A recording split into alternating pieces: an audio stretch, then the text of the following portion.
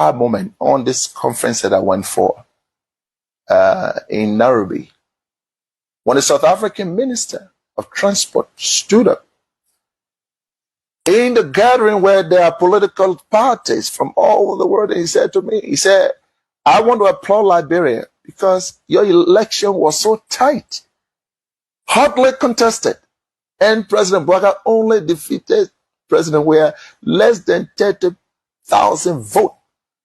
And yet, President Weah conceded. He said, you people should continue that democracy. I was proud.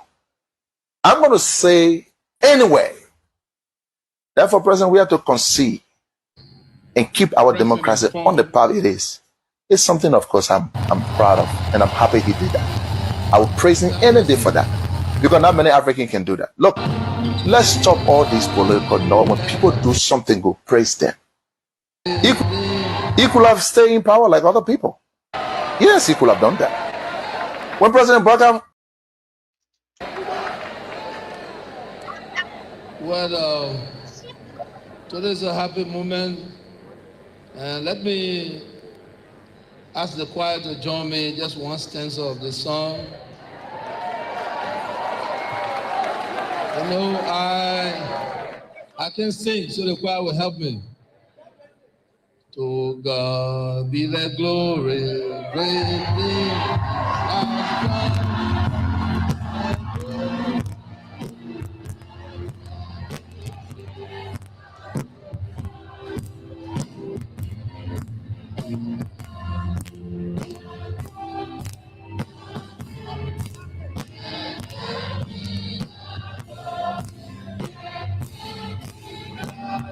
Thank you, thank you, thank you.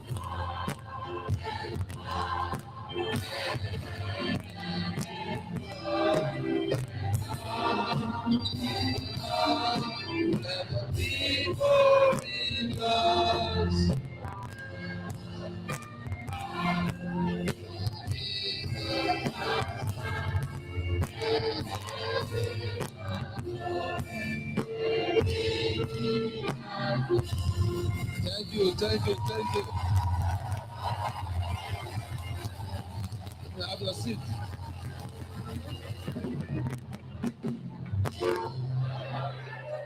Well, thank you. Pastor Winger. Pastor Winger, please be careful before I take your puppy one day.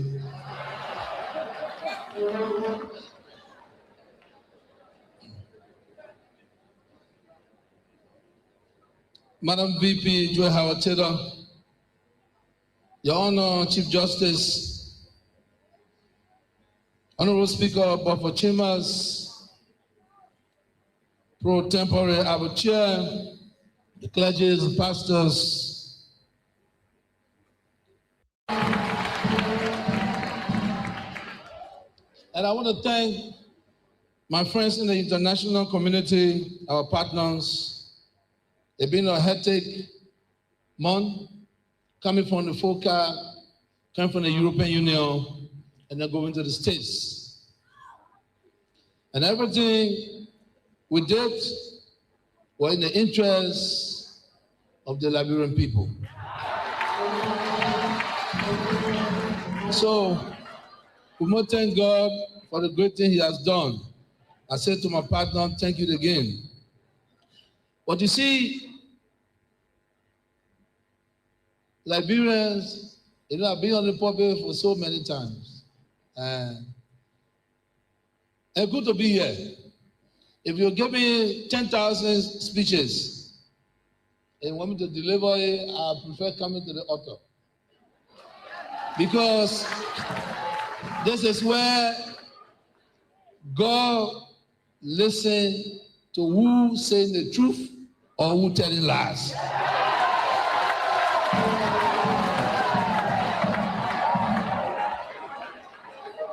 You see, let me start by saying, you know, when we were young coming up, the rationale in our thinking to know what is good and what is bad, we didn't care. We go into games, school games, we get on the bus, and the driver It's very prudent. And then we tell the driver, everybody wake up, beat it, driver, beat it. Without our worry. Beat it, driver, beat it. Without our worry, beat it. When the driver accelerate, and everybody in the bus, oh, you want kill, pour down. So, Liberians, let us not wish for something that we don't want. Be there, driver, be there without our worry. No, don't die. You know, so let me say it again. A big thank you, because the entire world was watching when our own citizens were protesting everywhere, calling for United Nations, the world, not to help Liberia, because they believe that some 16 billion lost. Beat it, drive, beat it. We died our worry. But when they can't speak, they say, you want chaos.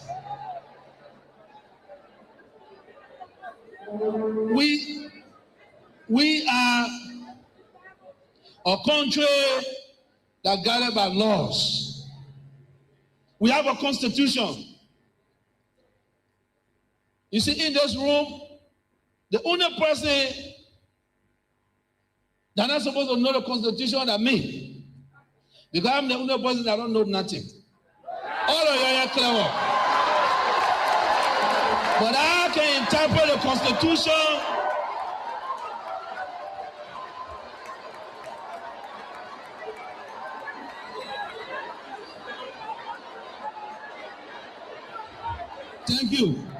Thank you. The only person that can interpret the constitution is supposed to be me. Because I'm the one that don't know nothing. All of you, your professor, your clever, your master degree holder, what have you.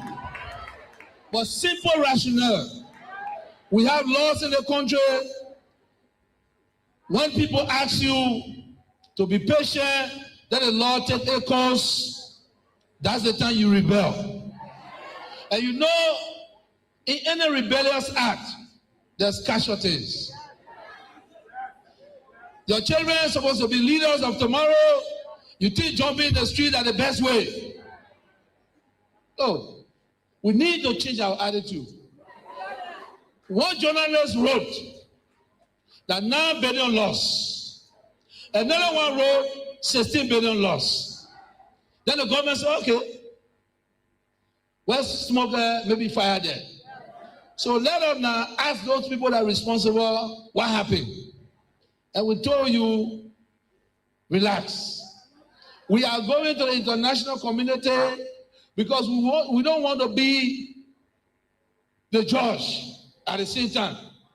We want to ask our international partners to bring in forensic people, and bring FBI, and bring the ECWA, so they can help us to ascertain if it is true or not.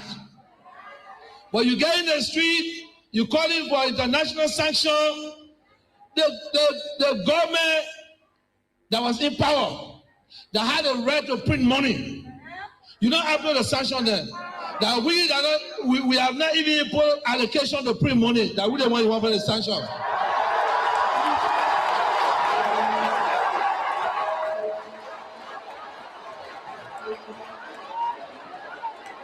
The government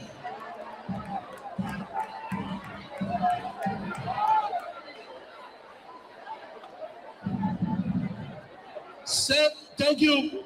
Since we came, it's been 8 months. As the Senate, as the House of Rep, if the proper government are ever ready to allocate money to come to the country, and you know, we couldn't forget. You forget to know that the issues I was senator before, and the records on the books that even the money, the first money that allocated, I refused to sign. And the only reason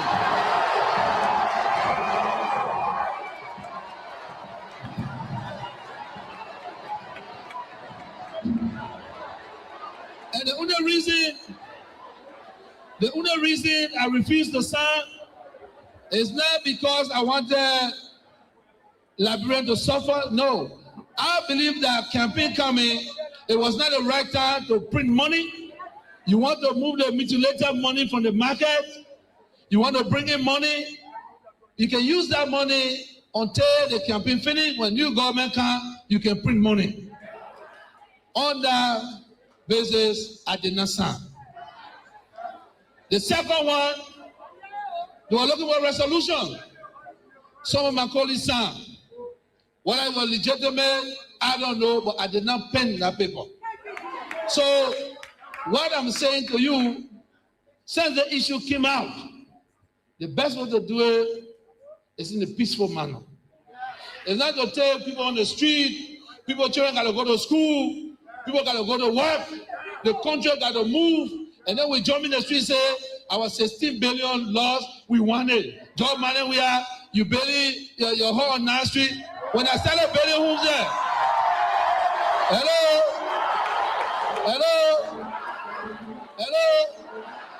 When we start building homes in the country, we were not in government. So we need to be careful. This is a government. We're not playing yet. Our international partners know we have meeting the other day. I told them every quarterly, the journal will have meeting to know our operations, to make sure that no one, even my Anna we are, will not temper with anything that Liberian people get. Because there's no need to. So we need to be careful. You ask for international sanction for money that lost. Now let me say something to you. Let's say something that hypothetically, we say that 16 billion was stolen. So if the country cheat is 17 billion, I have know the bogo, they get a continent, you put it in the pound. If the country cheat is 17 billion, how is that possible for somebody to steal 16 billion? They talk about inflation of 250. You have 17 billion, somebody takes 16 billion? Come on now. Come on. We got to think, because, 1989, coming to December, I came for vacation when the president told me that he's closing the airport. It's the first time I cried. I've never cried in my life before. My father died, I walked by the castle, I passed. I'd never cried before, but when they said that they're closing the airport, I asked why. They said insurgency. Who? They said rebel then coming. Who is the rebel? Liberians. Who are the rebels? Is it American coming to fight? No, our own people. Why? So if you have problem with the leadership, you think the best thing to do is to bring guns on your own people. We got to be serious here. We got to be serious. And it's not no joke. That's not a joke. That's not a joke. We are peacekeeping success. Aside from the UN, we are peacekeeping success story. We are taking care of our own security.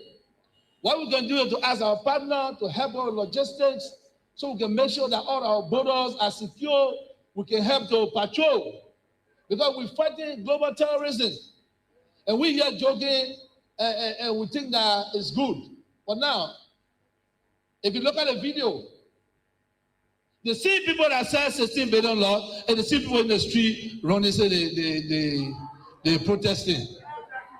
What are the Liberians? What were you people? You should have been in the street. Now the people that said 16 billion loss, they put themselves together in the street. The same people. But remember, their government functioned for 12 years.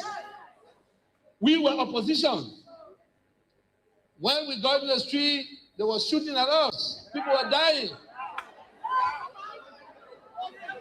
How many protests? Our human rights, we want to war because things was not good. But they took guns and ammunition against us. Just the other day, they went in the street. Police gathered them to exercise their franchise. Simply because we know within a country or law, everyone has the right. But your rights, don't abuse your rights. Make sure that when you go in the street, it should be. And what do you make of the current situation in your community? Surely so, you know, for one fight, I'm even blaming the weight that we are.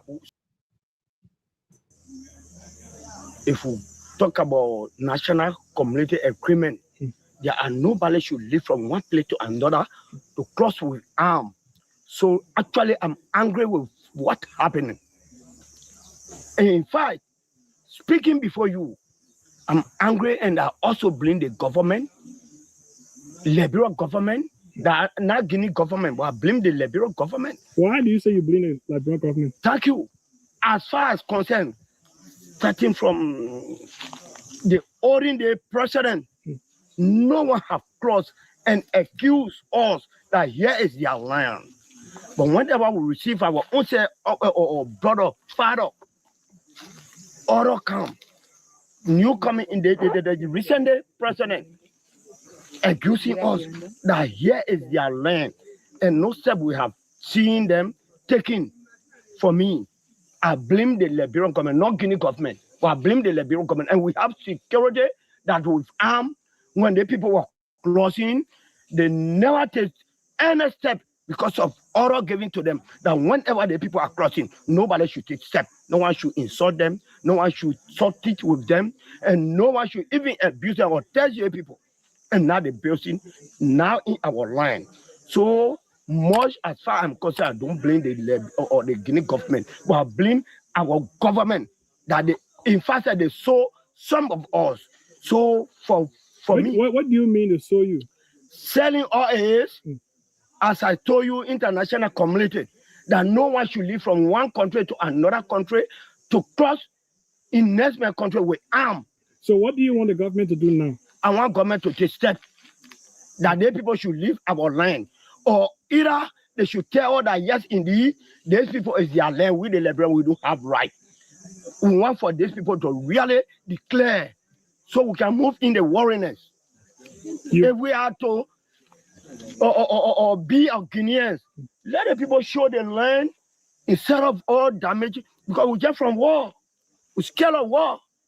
But when government know actually about that Guinea as the one that own the place, let us show up. A nation, we can succeed. Remember, after me, somebody will come, and how we treat that person, will develop this country. You keep talking about the peace, Mr. President. Are you afraid this country could go back to what it was before? Is there a fear? No, I'm not afraid. I'm just being cautious. And then I want Liberians to know that our past was not a beautiful one. War is never a beautiful thing. So, fellow Liberians, home and abroad, it's a privilege again for us to be on here, and we are so grateful that again we have another opportunity where we can sit as family to be able to discuss issues that are unfolding in Liberia. Again, to all of you, please, we want to say you are welcome. Hit for us the share button, invite a friend, invite a family member. Let's sit and have a wonderful conversation. Like we always say here, you have your right to disagree, that which we respect. But all we want to say is that in your disagreement, you don't have to be very, very abusive. You don't have to use any insultive language. You can be as strong, as very passionate, as very straightforward to your point. That is okay. But I don't think there is a need for you to insult anybody to get your point across. Because when you insult, in the mind of the next person, they see that you are limited. You don't have that particular, one would say, intellectual ability to be able to provide a convincing information to convince the next person. So you believe that, well, I'm defeated, so let me just insult. But I want to thank each and every one of you, because over the period, we have never had an incident where we've, gone very ballistic and abusive on each other. I know sometimes the conversation is very hot, the conversation is very heated, but we are able to maintain ourselves. So again, hit for us the share button. It's going to be a wonderful time today. Hit for us the share button. Let's have a very good interaction. And the comment section, let's make use of it. And we will give you a period for you to call after our discussion. We will call, the number. You already know the number there. And let's have a wonderful interaction. Today, we are grateful to be joined by our brother, Elton Legend Wisse. He is one of our funniest. Has been with us on the platform here, and we are grateful that he always make it his duty, to provide information, whether be it in the comment section or doing the call-in segment. He always provides his information. Those information may not be something that some may like, but again, that is the information that he has relative to a particular issue, and that's what he want to, to bring forth. So again, I want to say welcome, my brother Wisse. Thank you so much for always making the time, to join us, especially during your free time. I know no time is free for all of us because we have family to take care of, we have work, we have everything. But I'm grateful that at least within your busy schedule, you can still take off time, to come so we can have a discussion. I salute your presence and I want to say welcome again to you. Welcome, sir. Prince, always my pleasure. Can you hear me clearly? Loud and clear. Yes, sir. Thank you. It's always my pleasure joining your platform, and I respect you. I respect your platform a lot, and I like how you started the show just now. And I'm going to add on to that and further buttress what you said just now. Look, the lack of verbiage, the lack of words is what causes people to insult when they don't have the proper diction to reply to somebody's statement to them. Usually intelligent people don't use profanity easily. I mean, every once in a while, somebody can say something to you or language, but you will check your emotion and reply because it's about issues and substance. It's not about sentiments. When you base your argument on sentiment, that when you fall short because you apply yourself in a wrong way. And I would add to that by saying, my father, counselor, we said did not send me to school to waste my mass communication degree that I have to use foul language when it's not warranted. I will try my hardest to use words appropriately. So yeah, I'm glad you put that out there. I mean, the ordinary person in the comment section can use whatever choice words, but somebody who is a panelist on a reputable platform that people respect and come to air or their view, to some extent you should have control over. I mean, somebody can push you to the edge, but as a decent human being, as an educated person, as a level-headed person, you should be able to control what comes out of your mouth because it's direct representative of who you are. Thank you, brother. Thank you so very kindly. Again, we want to welcome our brother, Detroit Wilmot. How are you, Jake? Yeah, salute to you, brother, and to the other brother, Elton. Salute to you and to the followers. We here again to share this video. Thank you. All right. Thank you so very kindly, and we are grateful again. Joined by our other colleagues, we will be joined by them, and we have a wonderful time. So I want us to begin the discussion on something a bit, somebody will say at least on a low temperature. Then we can start to graduate from one end to the other. I want to play us a video, and I just want us to have our own, take on this particular video because it is concerning. I want us to listen to this story of a little child. This little child will come from school. She lived in the Satan area. She will come from school and will always pass in this particular lady yard. Go there and go pick golden plum or however they call it to eat. I mean, your nature. She will pass from school. They will go in the lady yard, pick golden plum, and they will eat it. So this day, this woman, decided to maybe just catch her because the lady, according to her, was afraid. She didn't want for this girl to be climbing the tree God forbid, when this girl fall from that particular tree, nobody will see that the woman didn't have any fence around the tree. The first thing they will say, you sit down here, somebody child go climb tree, they fall down, and they will start to blame her. So she decided to apprehend this particular little child and put the child on video, was just asking the child whether her intention was to correct the child, was to put this out there, or was just for educational purposes. We don't know, but I will play the video. So she was asking them, why you keep doing this thing? You will come, you're climbing the tree, you will pick the plum and all the other stuff. So I want us to listen to it, and I want us to have our take. How do you view this video?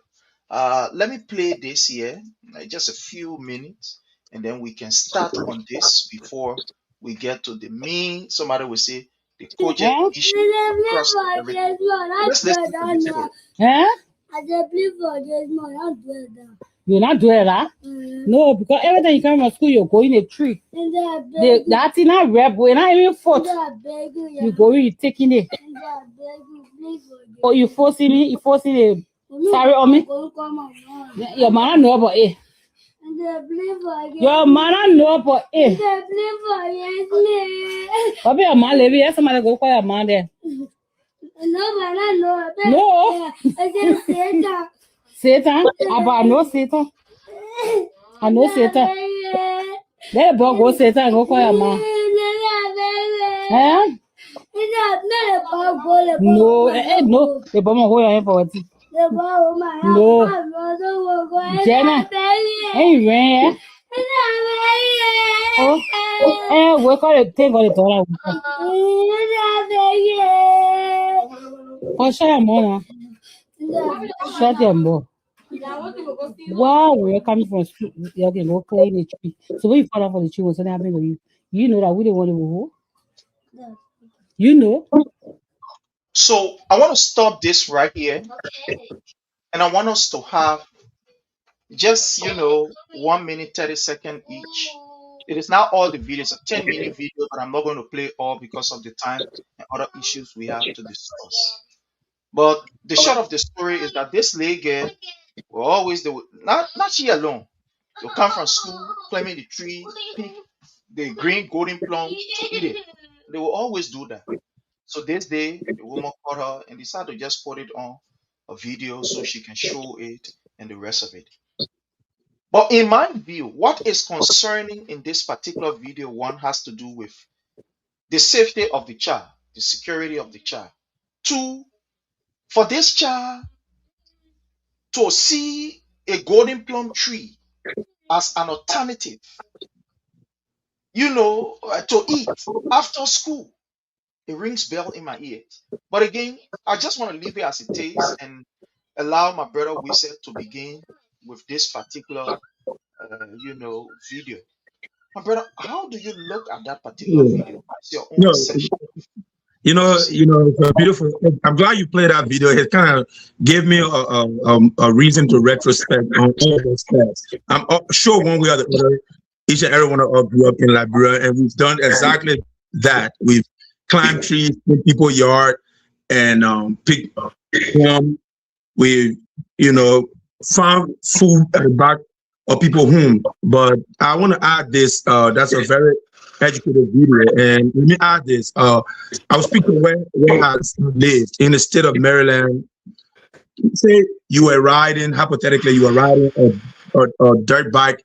Because young people do it all the time, especially very prominent in Philadelphia. I live in Philly, but I live in Maryland.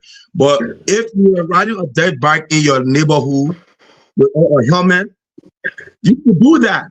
But if you are caught by the police or say you become unfortunate and you were involved in an accident or something happens and the police get called, that when there's a ramification for your poor decision to ride a bike without a helmet.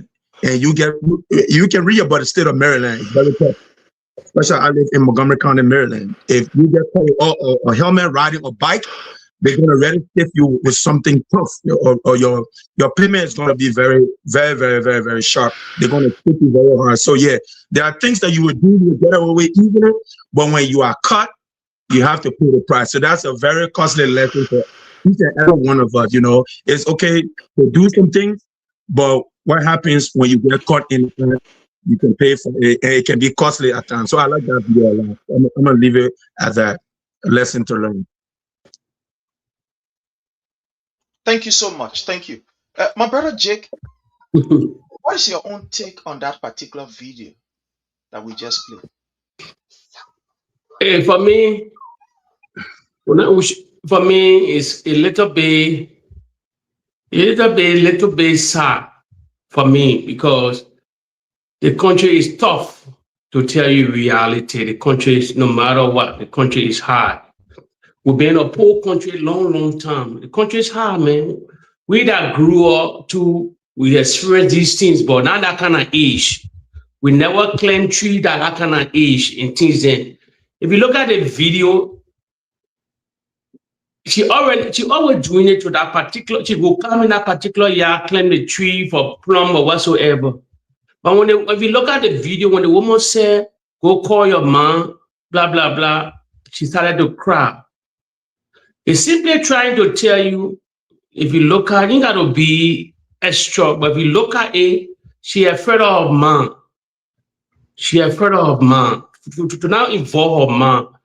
If you check it out, reality, that girl having trouble at home, serious trouble at home. She afraid of her mom. You know, it's different these days, because at that particular age, you should be picking your child from school at that particular age.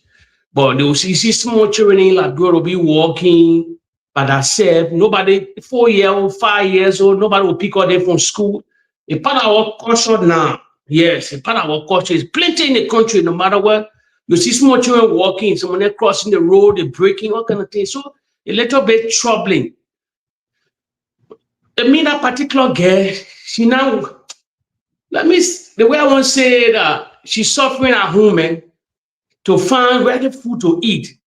It's not easy. Even she left plum, but that unusual thing, it was good for that woman to video her, because she go climb that plum tree, and anything happens, she break her hand.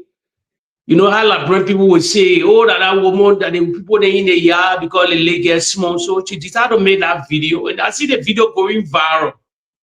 But a little bit troubling. Yeah, she not rest. She not okay at home. Something probably following the leg. If somebody can go beyond the scene, acquire from the parents, the man, well, you cannot pick up your daughter from school. That probably like get a 5-year-old, 4 years old, something like that, claiming plum trees and things, risking yourself. But to tell you, they got many children that die in our country. The other one, but she lucky she going to school. They got other children not going to school at all. They take some of the children from the villages. Some people brought them in the city to live with them. They're doing the work. They particularly get someone after someone they won't lucky. She going to school. They get other small children in the school. I mean, Liberia. They take them from the villages. They lie to the family and back home. I mean, the interior. Bring them Monrovia. They selling for the old man. They selling for the papi then. They told in the cold water them between the car. I will go for vacation in the country. We can see a lot in the country. 5-year-old, 6-year-old, then they selling. They will get tired. They rest. It's troubling, man. We're having serious problem in our country. Yeah. Thank you, my brother. Thank you so much. You know, before I speak to that video, I want to play a very short video. It's a 1-minute video in connection to that video. This lady is living in the area where that demolition exercise went on in Satan. That's where she living. And I try my best because, you know, in that area is my area. I know that whole Satan area. You know, live down there for 4 years. I know that particular area. I can close my eyes and draw the map of that entire place. You know. So when I saw that video, I tried to check.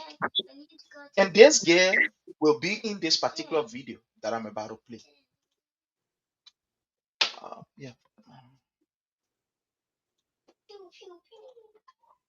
Involved in the process. Yes.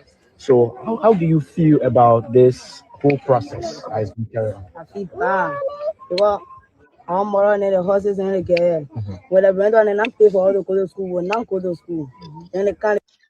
You see the lay girl that is right on the right hand side of this particular, sorry, the left of this board that is talking to where Arvin photo is the lay girl. I'm going to play the video and you will see her face in this. Is that lay girl that was in the uniform. She's the one right near this board. Let me play this here. Okay. Just observe the picture. And This is your her. also In the red involved in the process. short sleeve, So or somebody will say sleeveless, something like blacks. It's not red but pink. how do you feel about this whole process that has been carried on? I feel bad because I'm more than the horses and the girl. When I went on and I pay for all to go to school, when not go to school, then they can't break our horses and from here, nowhere to go, nowhere to stay. Sleeping in school building there. In a school building, so now when I sleep, I was sleeping on the kitchen and the places now was sleep. You currently go to school? Yes. Which school? I go to Koramwasi. Your class? Sixth grade. Okay. Is there anyone else?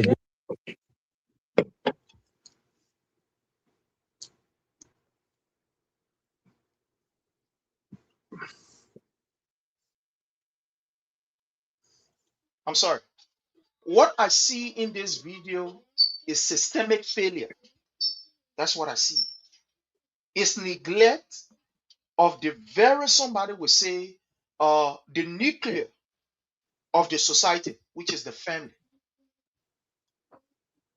I was told when we were coming up back in grade school down the line, we say the family is somebody would say the foundation of the society. When the family is damaged, absolutely no question to ask, the society is damaged.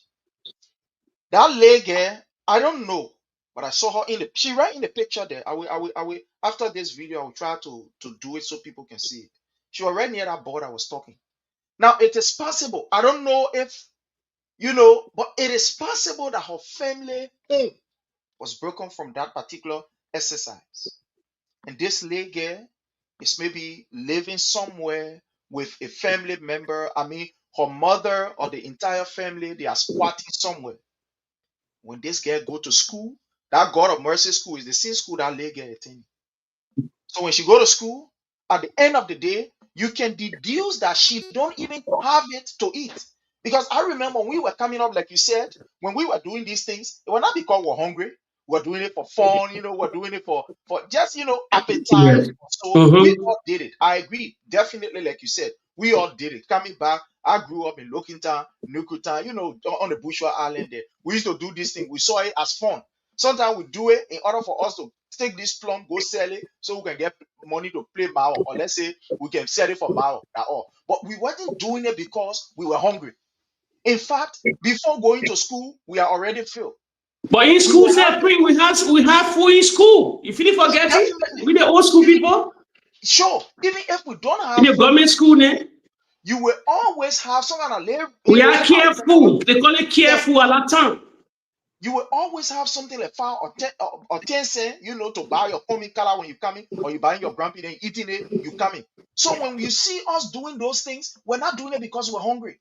We're doing it for fun. We're doing it, young people together, you want to be part of the phrase and etc. etc. But it is possible that this lady, she might not even have it to eat, even while going to school. So she see that as an alternative. That when I come in, let me pass to the plum tree, let me pick the plum for me to eat it. Because when I go home, I will not see food there. Mama will not cook.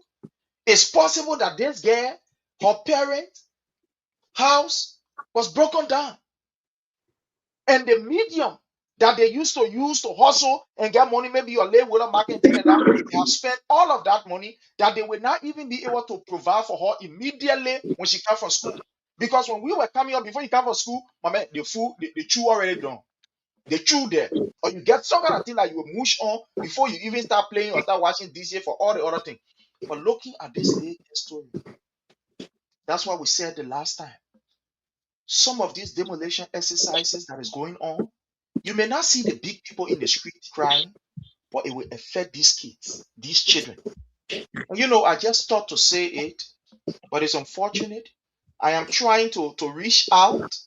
I saw 1 or 2 persons in that area. I'm trying to reach out to that particular, the person who I reached out to, maybe by Monday or so, they will get back to me. I just want to get to that girl mother, talk to her. I don't want to do it maybe on an open platform. I want to do it behind the scene. Get to her, talk to her, and see what we can do, you know, as individual, what we can do. But it's sad. It's very sad.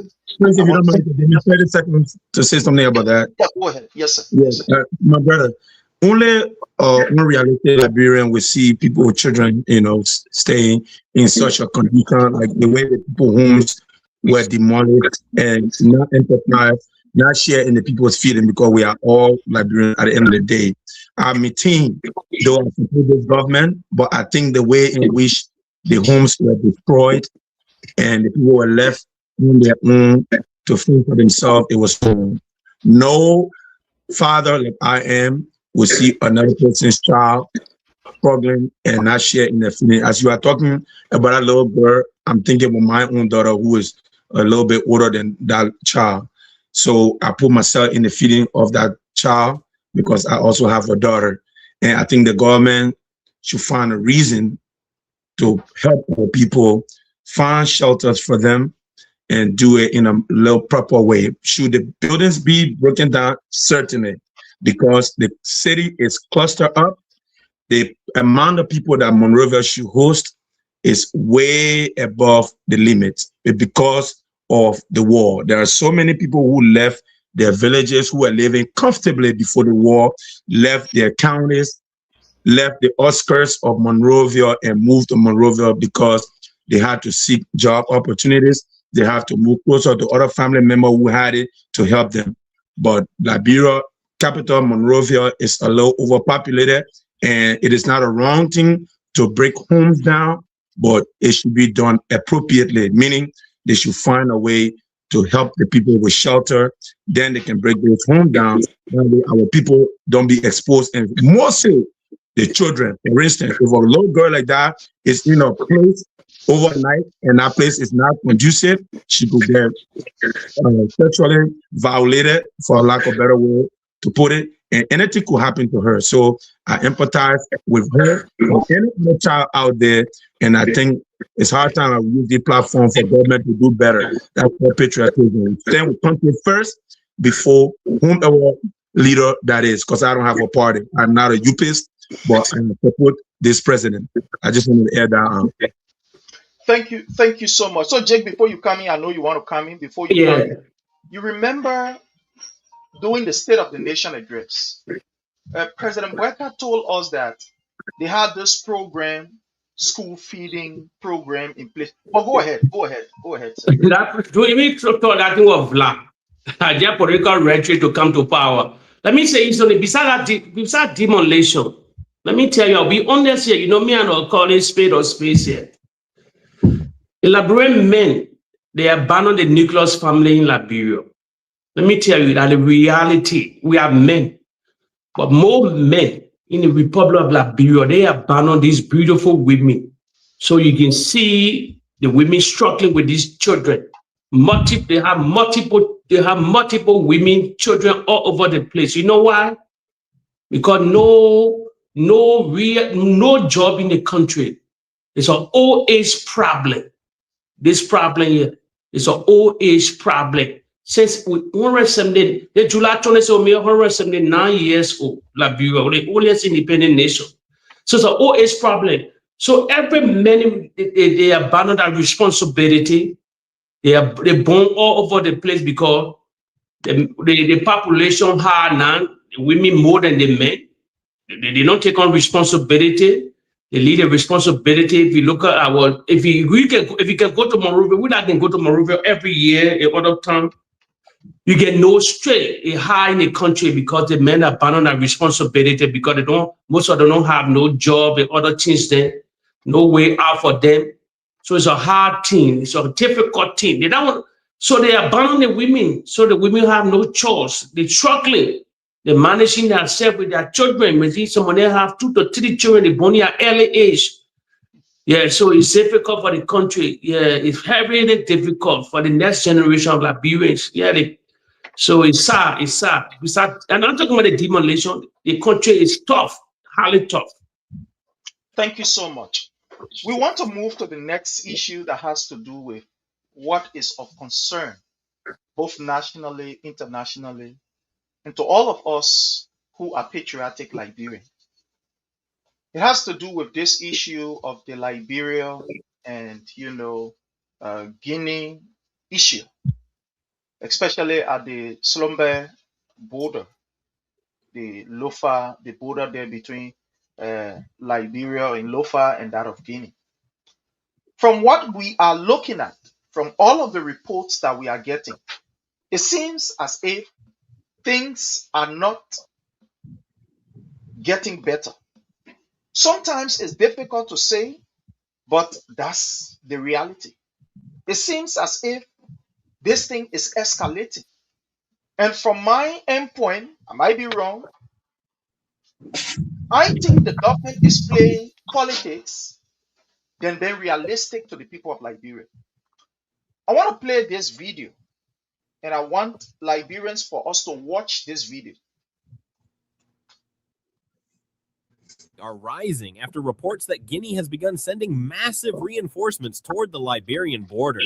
A video circulating on Guinean state media appears to show the country's president handing a Guinean national flag to a soldier, symbolizing a renewed military deployment. According to the translated broadcast, the troops seen in the video are being deployed directly to the Liberian border. This comes after a dramatic confrontation last week when Guinean soldiers allegedly crossed onto Liberian soil and raised their flag, sparking outrage among local communities. Now, the situation is rapidly escalating. The crisis began along the Liberia-Guinea border, where reports say Guinean soldiers crossed into territory claimed by Liberia. During the incident, a Guinean flag was reportedly raised on what Liberian authorities say is Liberian land. The move immediately triggered anger among local residents. In response, Liberian youth mobilized quickly, reportedly armed with sticks and machetes. Videos from the scene show large groups confronting the Guinean soldiers. According to witnesses, the youth forced the Guinean soldiers to retreat across the border, removing the Guinean flag from the area. The dramatic standoff quickly drew national attention. Following the confrontation, the Liberian government moved quickly. Liberia deployed armed forces of Liberia troops to secure the border area. Officials say the deployment was meant to protect Liberian.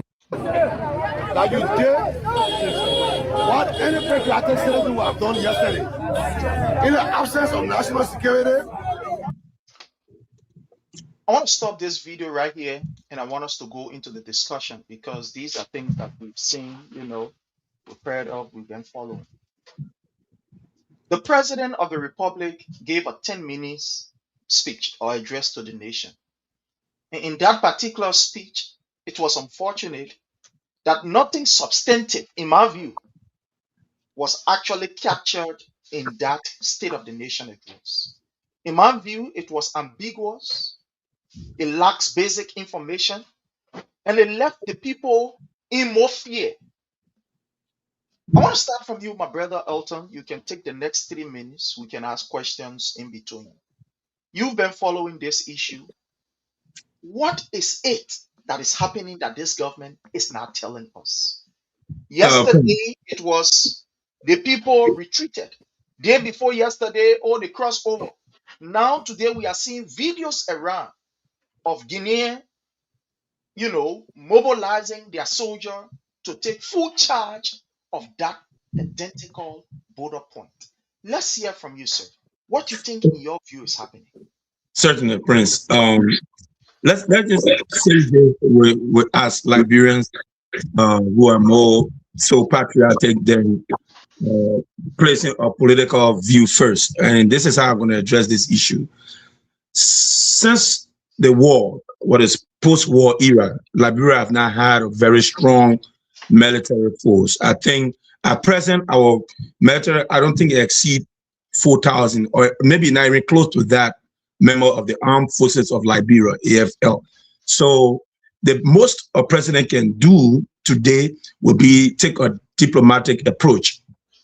And I think Joseph Boakai in his week, we tried to go out there because of the River Union, go out there with the president of Guinea and have talks. Because the reality is, to face another country, you have to have the might to face them. And we know, and I know that the military might right now, we are lacking in that.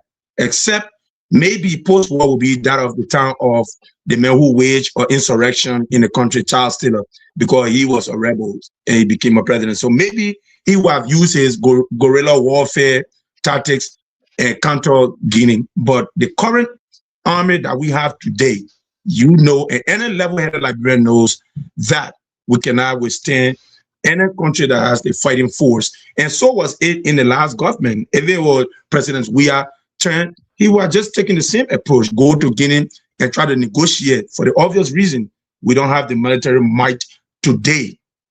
And I think we should stick with that path, considering our history. We just had a prolonged period of war. We just fought a lengthy war, so we don't need to fight another war. Now, if there was internal wrangling or counties, was a county, we could, you know, president could step out and be a little more forceful and handle that situation. Go ahead. Yeah, so to just ask you this question, you're talking about, you know, you appreciate the diplomatic, you know, kind of medium that the government is using to be able to resolve this issue and etc. But from all indication, are you seeing any improvement? The reason why I'm asking, because the first time this thing happened, we saw Guinean crossing in Kino to come over, and we saw Liberians, you know, going there and saying no, and there was this kind of scaffold here, there, you know, and they went back.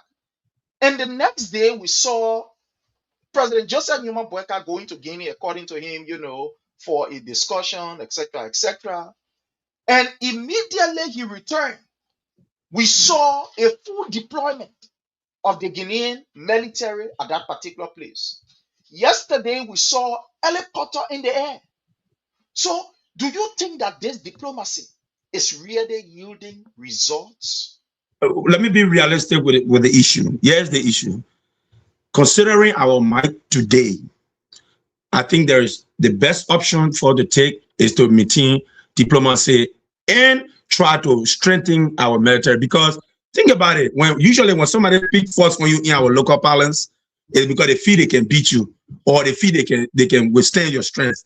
Guinea knows we are weak in that area, and it's a reality. We don't have a strong military force today, and we need to start working on that. But in the interim, while we do that, I prefer we keep it at a diplomatic level, and we saw it. Guinea is trying to be forceful, but what are you going to do today if someone is? I'll give you an example hypothetically. If you, Prince, have 2 knives and a pistol with you, and I only have a piece of steak, what would be the best approach for me to counter you? I think I should start by negotiating with you, then to just outrightly engage you, because my piece of steak cannot withstand your pistol and your 2 knives. That's just simple logic. That's all I'm saying. So we have this international body that the government of Liberia can start to escalate this issue to them, judging from the rapid decline in that particular area. Don't you think it's about time, especially with our position, you know, on the United Nations, non-permanent member of the Security Council? Don't you think that it's time that we start to engage our international partners instead of, you know, just remaining just silent as it is? Prince, you couldn't be any more right than what you just stated. Anything that has to do with engagement other than force at this time, and it falls back to our current situation, military might, I think we should explore those options. I think we should engage our international partners, get people involved, bring awareness to this issue, because if it goes left, Liberia at present, with the size of our military, we stand a high risk of being on the losing end, because the might of Guinean army is no secret, will overpower our strength today. So keep a diplomatic stance and work on your current form of bettering your military strength and engaging your international partners. But to go head on and engage Guinea today, it will be a wrong thing. The most we can do, deploy people at the border to protect our end, but keep diplomacy first. If everything fails, then you resort to, hey, my backs are against the wall and I have no other option but to defend myself. Because, you know, we're not going to just prostrate for Guinea to war. We're going to defend ourselves because we are a sovereign nation and we are the oldest independent nation. But at the same time, we know that we don't have the might today because of the size of our military.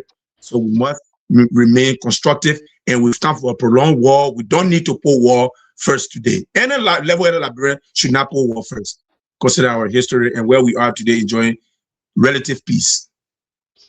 Thank you so very kindly. Thank you. My brother Jake, let's hear from you on this thing. It seems as if the situation is deteriorating. We were here a few days ago discussing it. Today, what we are seeing, videos all over the place of, Guinean mustering, their men in order to go over completely and claiming that area is for them. Let's hear from you, sir. Prince, maybe I always take different direction on the podcast here. Let me say something. I'll be real to the Liberian people here. I said earlier from the beginning, probably this is beyond what we're thinking. Because as the president addressed the nation, he never tell why Guinea crossed the border. He met the president of Guinea. He never. Today, he saw a video circulating on social media. The deputy speaker went to that particular area in Lofa County. The parade that said they went to Lofa County. Prince, I said something on the platform earlier when the thing started. Probably some people say that conspiracy whatsoever. It can be conspiracy, it can be conspiracy. I broke it down here. Let me tell you something. We're having a serious war going around the world. Guinea, I told you people, Guinea Allah to Russia, then Iran, other than they want Allah.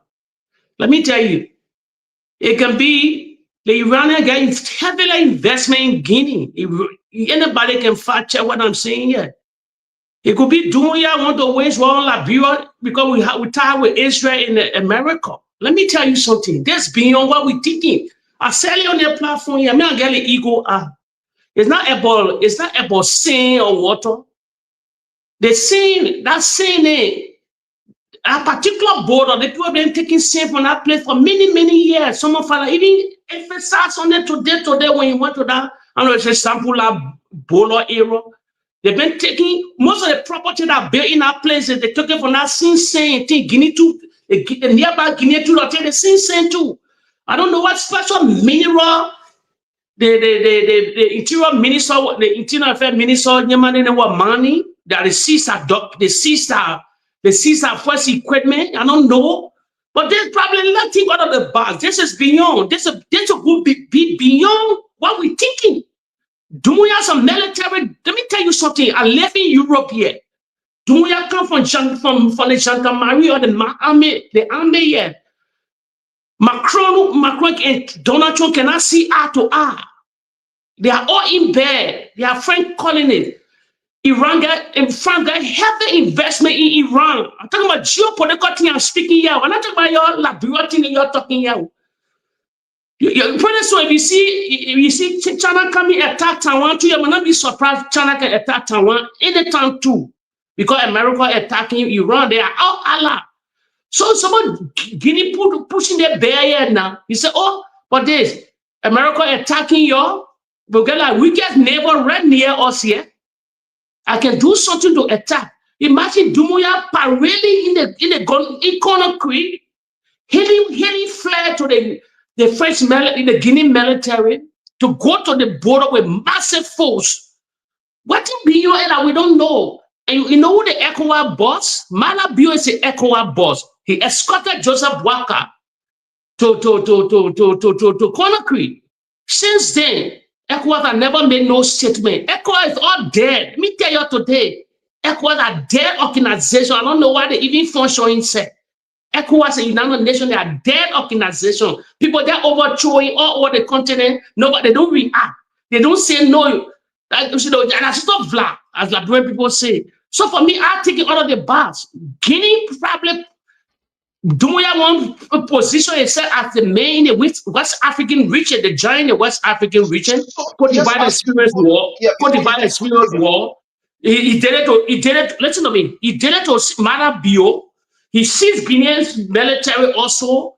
So he could take that whole 4-year era if he want to. He can take Liberia. If he's fighting to take Liberia, he can say, I'm waging war on Liberia. Because we don't have military. It could be beyond this too. Probably I'm wrong, but I take it out of the box. are taking seriously all of the bats. Russia in war in Ukraine, they are all allies. America and Liberia, America and Israel with the title with Liberia. So whatever our government to do, they gotta wake up. The president gotta be making, he tell all this true story. Start sending a best friend to all your international partners and start flagging the things. Like really to start protesting to the American embassy.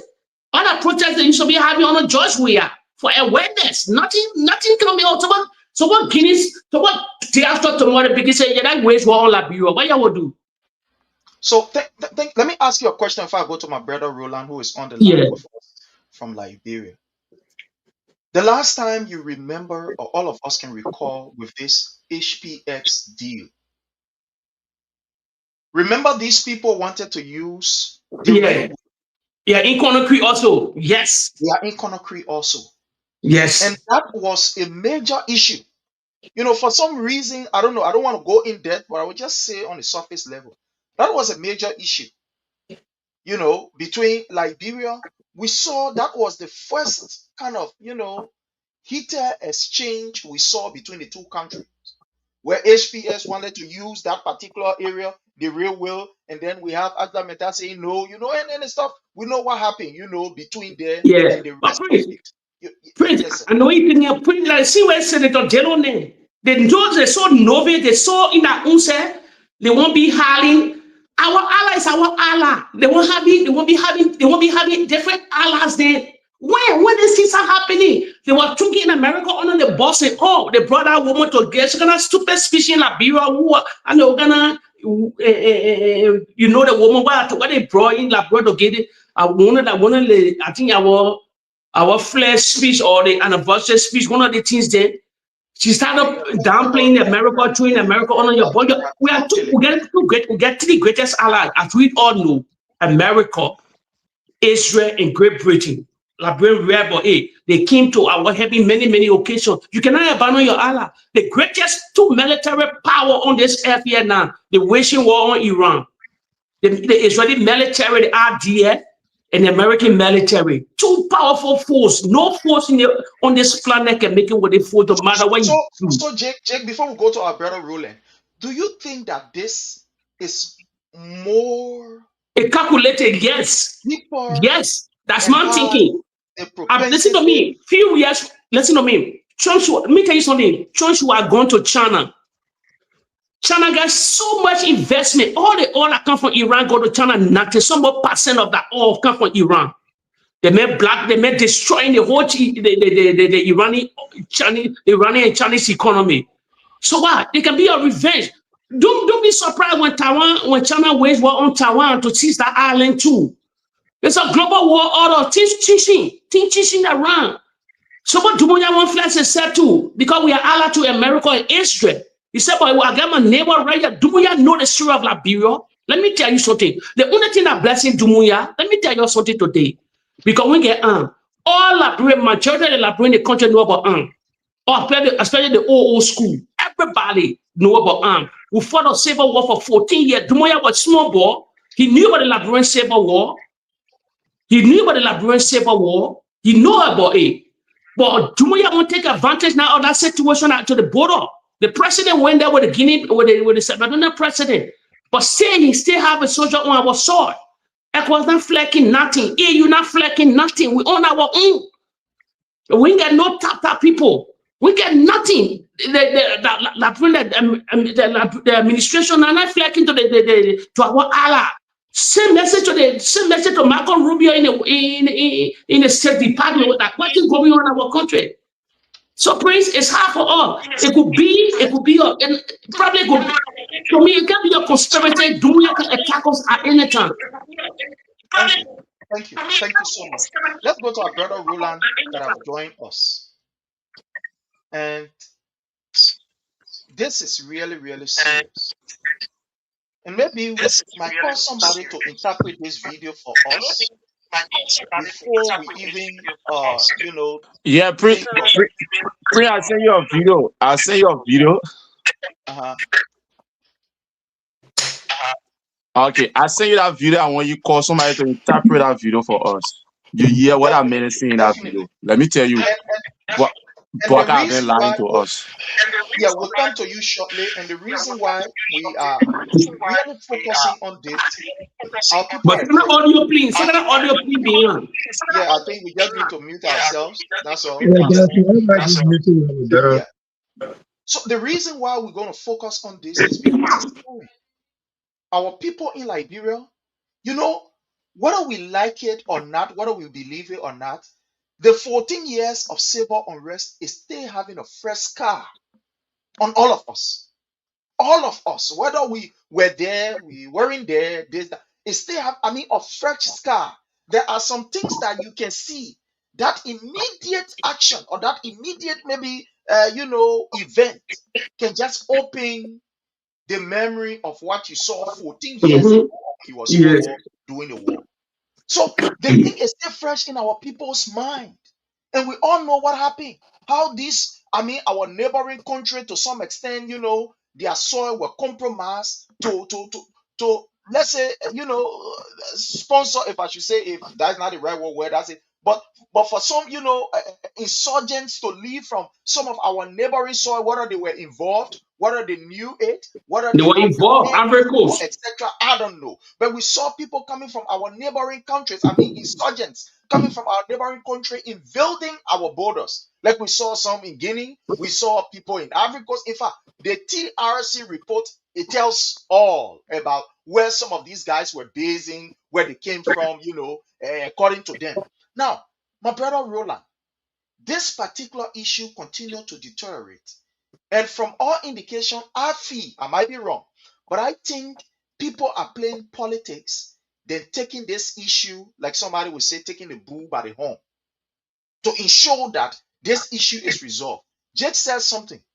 Why are Liberians in Monrovia near the embassy? Why are we not going to call on the United States? Recently, they released a report.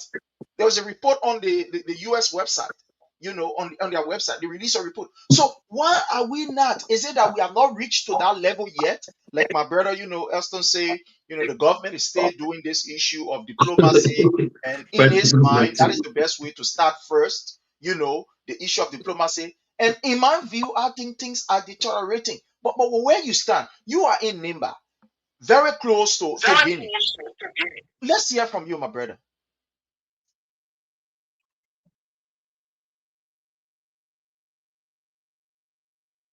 Okay, thank you. I do appreciate you for bringing me on the show. And let me say many thanks to my dear brother Woman and my brother Wesley. Let me say many thanks to you for being on the show. I appreciate it too. I've been finding the conversation. Yeah, I've been finding the conversation. But Mr. Cherry, let's be clear to the Liberians people. Boakai is not doing all justice. Our president is not doing all justice. Since Ambassador Joseph Yuma Boakai left from Guinea, what have he told us that was discussed in our meeting? The video that I just sent you, the video was released from Guinea. The entire discussion that they have in Guinea, that's the video that I just sent you. Why our president is not real to us that when they went in Guinea, the Guinea president refused and rejected all that he said there. Why is he not real to us? If you listen to that video, the president said, according to the National Defense of Guinea, he said, the president make a commitment to the citizens during the inauguration that he's going to secure all of their land. So this thing must come to pass before the Guinea citizens feel that the president is not working or what he said, he didn't go by it. Just call anybody to interpret that video to you. I also send an interpretation to you. The second aspect of that video again that they released, they told the Liberian president, Ambassador Joseph Yuma Boakai, they told Sierra Leone president, they also told Africa president that the land that Liberia have for Guinea, they would take that land. They told them in the faces right in that meeting that this is something that they will not compromise. Now, why Liberians, why the president, why the information minister cannot do research on this particular border issue? I did a thorough research tonight and proving that the place is for them. The place is for them. Let do a research on it. Do a research from 1907. When Liberia sent one NS as a resident ambassador to France through the influence of France. They sent another guy. I just sent another stuff there. Another guy they called Barrow. Barrow was the one who signed that document on behalf of Liberia through the influence of France that the Makona River is for Guinea. Through the influence of France. So now, if from 1907 to 1911, from 1911 to 1920, 1929, actually the people telling you and giving you history, at the same time they're telling you that this document was signed in so and so year, and telling you, and if you quoting without United States 130 international border boundary, they even giving you embassy, they're telling you that go and read this part, a part of it. Why Joseph Boakai is not telling us, what we expected from our president is, during the time of Arthur Barclay, this is what he signed. Because that time was during Arthur Barclay time. This is what he did, and we cannot go beyond it. And this is what the Guineans people are telling us. But the left when the king decided like nothing happened, the board didn't tell them anything. Let's do more research about this place and forget about it, because if we had done more research, we couldn't even talk to the Guineans. But it was because of the Arthur Barclay time, the person that they sent to France, the influence that they influenced them, they signed this document. That today it is bringing us to this kind of speed. So the people got a document that is showing that is showing the document and telling you say they signed this document so time. That just get somebody that will interpret that entire video to us, then we'll get it. The clear understanding. The guy is quoting that video with a year, everything that agreement, and who they signed that agreement as well. That Liberians representative signed that agreement in France. That water is for Guinea. That land is for Guinea. And then our leaders, they stay around here, they stay taking our diplomacy, going up and down. The only thing we can do is to go beg Dumbuya and then say, we'll beg you, take your people back. Let have the place as a boundary. Because that's what he's telling on that document. And even showing to the world that this is what you have. And he continued to release too. Why you think that they have one of the fighting headquarters in the air, parading all around the square and making sure that the place is secure? Why you think they're doing that? It is because of that document that they have in their possession. Let Liberia bring a document that shows that they never signed such a thing. And I'm giving you two names today. You go do research, you still find out two names. There are two names I will just say you do research, you still find out two names. And they will tell you that the Barrow man was the one who signed that particular document on behalf of Liberia as a representative. So it's nothing about it. It's that we are not doing more research. That's why we say blame the Guinean people, government. Thank you so much. We have with us our brother, Zico, the CEO of Zico TV. He is with us. I want to say welcome. Thank you so much for joining us. Welcome, sir. Good evening, Prince, and good evening to our co-panelists, and good evening to your listening audience. How you doing? Well, we are doing great. Thank you so much for joining us. So I want to go to my brother Wise. My brother Wise, you stress on the issue of, dialogue, diplomacy, engage the system. We don't have the military might. We don't have what it takes to send these people. Our military budget is in some 33 million. While these people are in 500 plus $1 million is what we are talking about from all indication. But do you think, from all indication, that our lawmakers, when this issue been happening, from your own end, do you see a realistic approach on the part of our representatives, our senators, in discussing this thing the way we are taking it, or the way we are concerned about it? How do you think they are concerned as equally, and they are putting in more force to ensure that this issue is resolved, or they are just on, somebody will say, picture, how you call, or tour, taking tour around the place and making picture? What do you think of this, especially from our lawmakers? But first, Roland, let me say a mighty big thank you for the level of work that I can hear that you put into this. Highly laudable from you. I must commend you for what you did. And Prince, if you can, I can say share it with you. If you can share it with me, I would like to take a listen. And I think from what he said, you can say release an interpretation for put an interpreter to us. it seemed like somebody could be in French. I think that's what I'm gathering from him.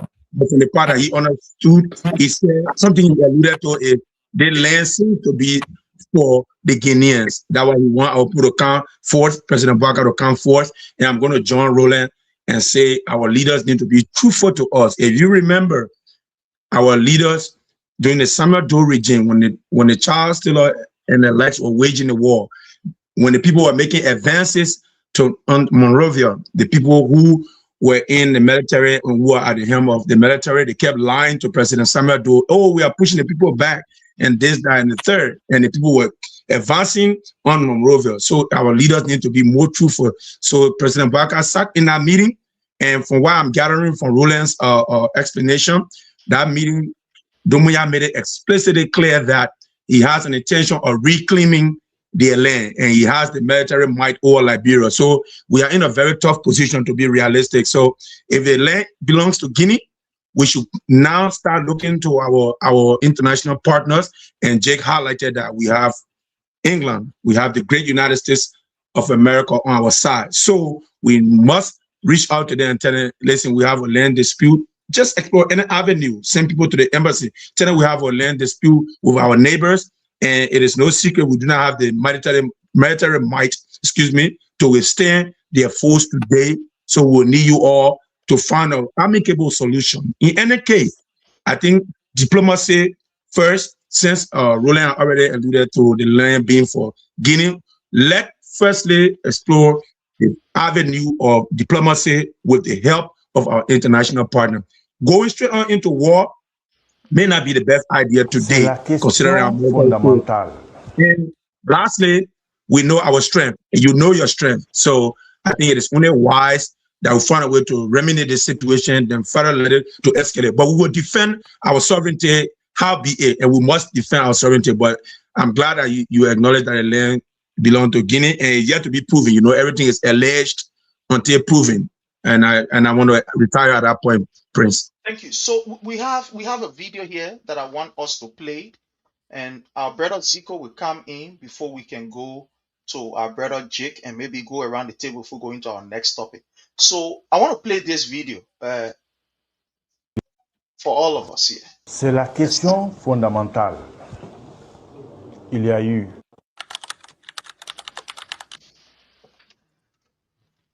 C'est la question fondamentale.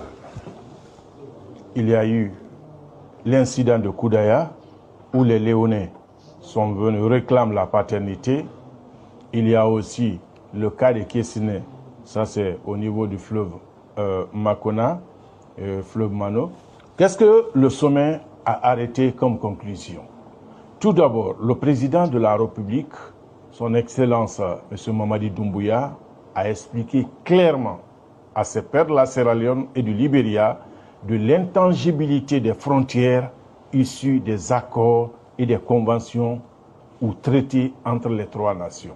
D'abord, avec le Liberia, il y a eu les accords de 1907. Cet accord a été signé à Paris le 13 janvier 1907 entre le ministre français des Affaires étrangères d'alors et l'ambassadeur du Liberia à Paris en ce moment. Cela donne les limites réelles entre la Guinée et le Liberia.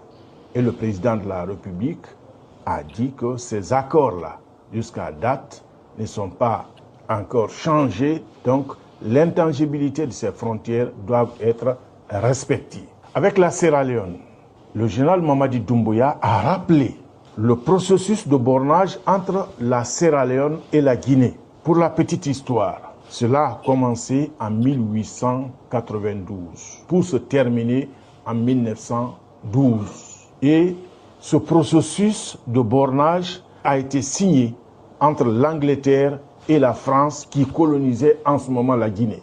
Donc, ce sont là des accords qui ont été signés et qui demeurent en vigueur. Le troisième aspect des conclusions du sommet de Conakry, il y a l'article 33 de la Charte des Nations Unies qui impose à tous les États de faire recours aux négociations politiques, au dialogue pour régler les différends frontaliers.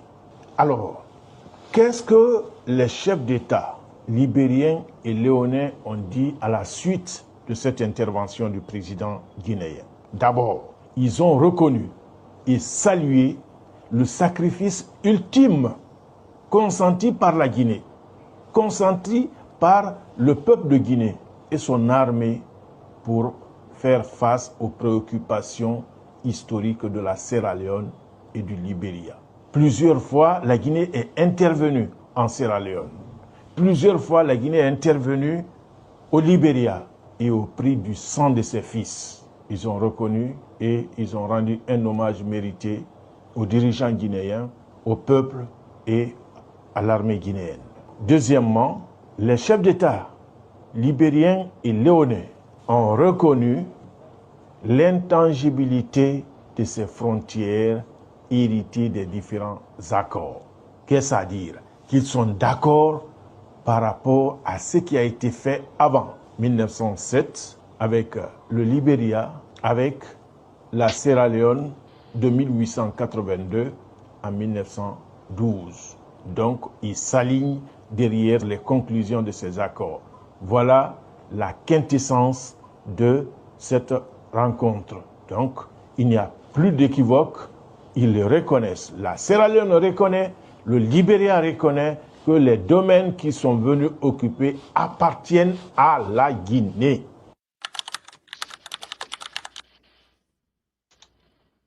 All right, we just want to stop right here, and we are grateful that we have our brother Zigo with us. Zigo, before going in, let me ask you: do you understand or speak French fluently? Yes, I do. Do you also write French? Yes, I do. Where you learn that from? Is it from school or just ABC. My ABC was I went to school in Ivory Coast. Oh, I was okay. very young when after the war. I migrated to Ivory Coast, so that's why I started I started school before the war, and unfortunately, I couldn't go through the school yet, so I just continued school in Ivory Coast, but it was a French school. Oh, it was a French school. Okay, okay. So you basically understand, interpret, and write French. Okay, that's great. So you're listening to this video. Can you give the audience, I mean, what was it about? What was the conversation here about? We saw the president, portion of the The explanation. We saw the Prince is president of Guinea, out, Liberia. I'm sorry. Yeah, yeah. So can you just but Prince going interpret? in and out. Yeah, sorry, sorry. So you getting me? Hello? You getting me?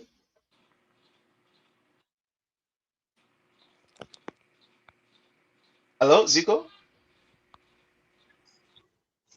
Prince, I can hear you clearly. I think Zico might be Yeah, frozen. You can just yeah, yeah, continue. yeah. I think Zico is frozen. He will be okay. Hello, Zico, you getting me now, right? Yeah, Okay, fine. can you Yeah. hear me? Yeah, we are getting you too. You are loud and clear. Yeah, you are okay. Yeah, you are okay. The internet buffing. I don't know why. Yeah, yeah. I don't know. It's from your end anyway. But let's manage it. I think we can get it. Okay, so you getting us now? Is it? Is it better? Yeah, it's very better.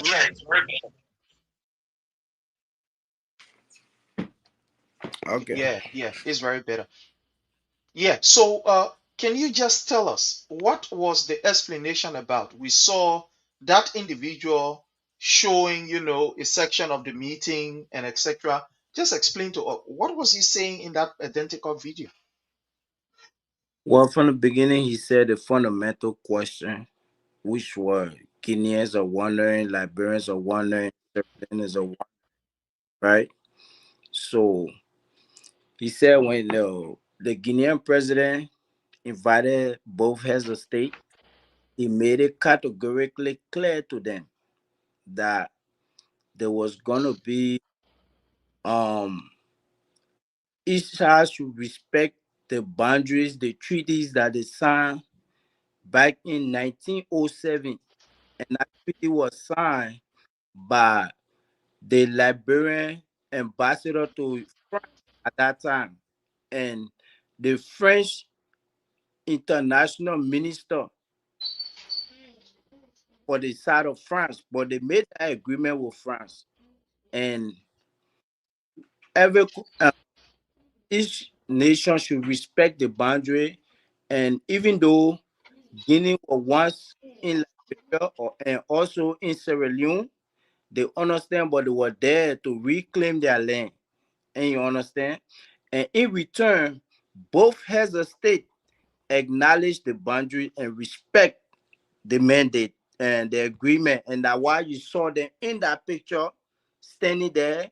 And he even alluded to, I think, Sierra Leone and Guinea problem started back in 1992. And you understand? And he gave the end date. And both heads of state agree. But what I expect Boakai to do is what he agreed to from that meeting. I think what they are doing now is a smoke screen because the government is not functioning. It's like a distraction. You know, they want to divert people's attention. But I think Boakai need to tell the Liberian people what was in that meeting, what they agreed to in that meeting. And you understand?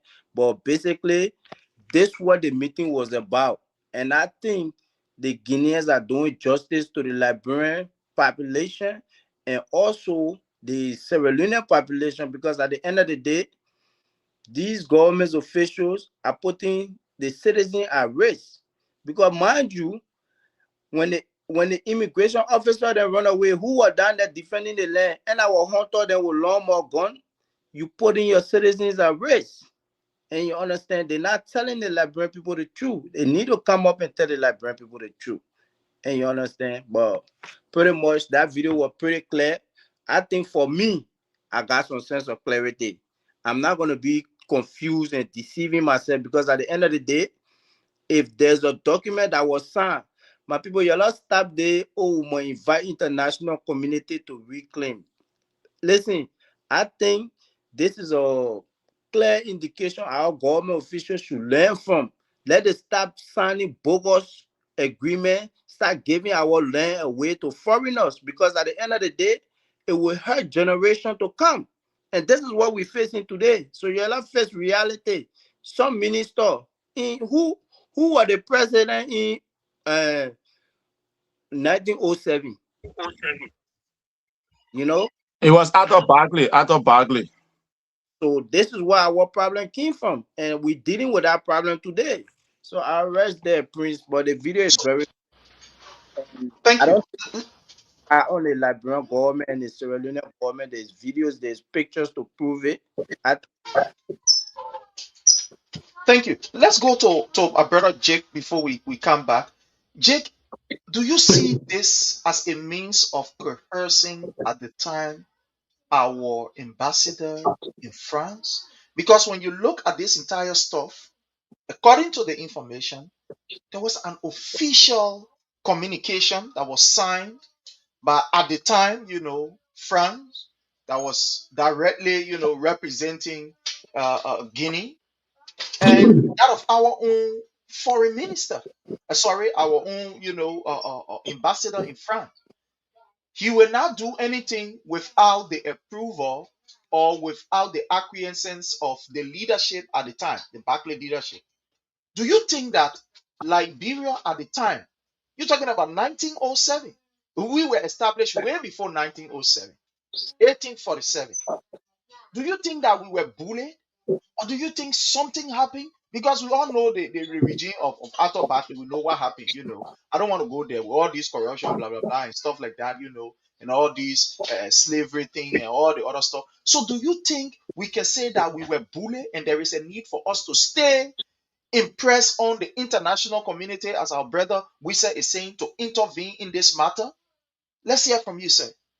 Yeah, we will play. For me, we will play and we sign ugly document. Let me say something to you, Let me say something. We understood the French. I live in Cote d'Ivoire also. They got make it simple and clear. Let me tell you, You know what the president did to the Republic of Liberia? I saw with Taiwan Gongru on this. You want to Taiwan say, if the president cannot come clean to the tell the Liberian people, he will make they might impeach the president in Jeremiah for real. It's a you know what? Let be honest, that president signed document in Guinea. If you look at the thing they posted, he signed in Guinea already. His son, our president's son in Guinea. No direct. But Boakai is ashamed to tell the Liberian people the Unity Party love lies. They came to power through lies. Let me say something to you here again. You think the land dispute that just now was small little here, but the land dispute. We have a land dispute with Africa and also Africa together on a team with Liberia also. But you know what? They never took it on Ellen Johnson Sally. Dumuya never take it on George Weah. Why he never came through the border? They made it called Conti. Where Dumuya overthrew. I go follow you overthrew. That was a fake coup in Guinea at that time. I break it down here. Dumuya came from France to quiet down protests, to quiet down all the protests in Guinea Conakry because the Fulani men were leading, the opposition were leading at that time.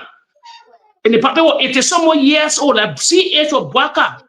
So Dumuya came, they played that fake coup. Dumuya seized power. When Dumuya was in the military, when he took power as a military junta, why he never seized the land on George Weah? Because George Weah has serious connection with Conti.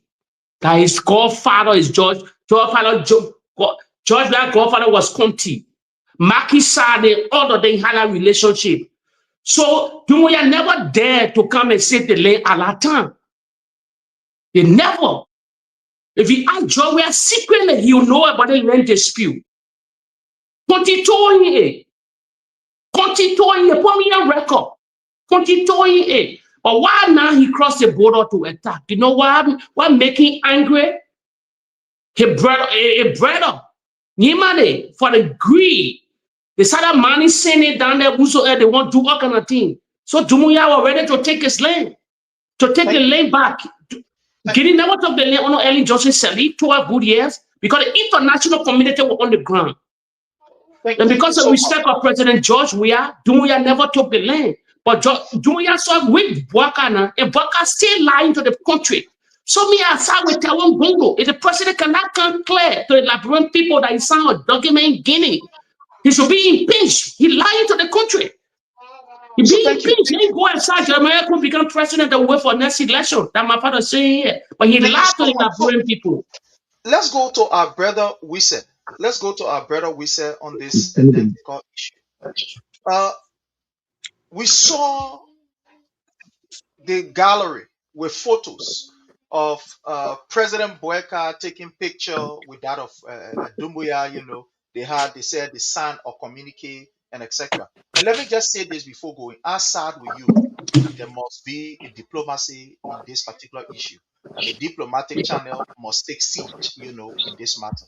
But also, do you think that the government of Liberia, President Boakai, is being very deceptive, not giving us the actuality of the information that was gathered there? I mean, with the executive mansion not coming up to say, look, they even showed the video. The executive mansion, you see, they showed the video. Yeah, Jake, are coming. So, do you think that it was being deceptive on the part of our government of not giving us all of the details that were discussed in Guinea? And also, do you think that we were being cajoled in 1907 or we were being bamboozled at the time by a friend who was, obviously a war power? How do you look at this? How do they play in the current day reality that is ongoing in Liberia? Let's hear from you, sir. Well, Prince, I like your stance just now, and everything is alleged until proven. I think I respect what you said. It makes a lot of sense when you said Guinea did not do that during the past government of President Weah because of the ties that he enjoyed with Conte. And it sounds very logical, highly likely it could be true. But you have to understand, everyone won't have the next man as his friend. So what can JMB do if he's not enjoying the same rapport with the current president of Guinea, Doumbouya? Nothing. You cannot do nothing about it. All you can do, like my brother Prince alluded to what I said, use explore the best avenue in terms of diplomacy, like any level-headed person would do, for obvious reasons. And the other reasons are we do not have the military might to withstand Guinea at the present moment, and we've come from a prolonged period of civil upheaval. So we don't need another wrangling with another country. We need to use our best options out there and stay civil on the matter. But the good thing here is this is the internet age. So you see what my brother Roland did. He went and dug all this very beautiful information that President Boakai has not divulged to us to answer Prince's question. It may be a little bit deception. It may be a little bit of, because not everything the president will come and tell us, but he addressed the nation. He could have told us what the meeting thing were in the meeting that they had, the things that were most expensive relative to the border. And a lot of people said it. We didn't get that from him. But that doesn't mean that we still cannot do our best to remain civil on the matter until we get it, considering where we are today and where we is today in terms of military might. I want to use this platform today to call on the government of Liberia through President Joseph Boakai to remain transparent. And you cannot hide anything in this day and age, because the internet will expose everything. And here is our brother Roland, who received this very beautiful information relative to that border. And it's not going to hide it. After today, you see so many people going to expose the thing even further, like Gonyo was trying to do earlier, and Roland had already backed it up by providing beautiful information. So, Prince, I think there's a little bit of distinction, or the fact that everything cannot be diverged to us, but we need to know what is affording. And I'm a team, and every level-headed Liberian will remain team. We have to remain civil on the matter, but do our best to defend our sovereignty until the matter is remedied. Thank you, brother. Thank you so much. So let's go to our brother Roland. My brother Roland, with all this thing that is ongoing, the government is making frantic efforts in her diplomatic approach, but there are others who are saying that, like Pastor Tion Bongo and others. Yeah, so we can just mute ourselves. We're coming to you, Roland. So, from what others are saying, that the government need to diverge more information, need to tell us, and others are saying no. Like Elston said, it's not every information, especially in these kind of situations, that you can give the citizens. You have to keep certain things to your chest.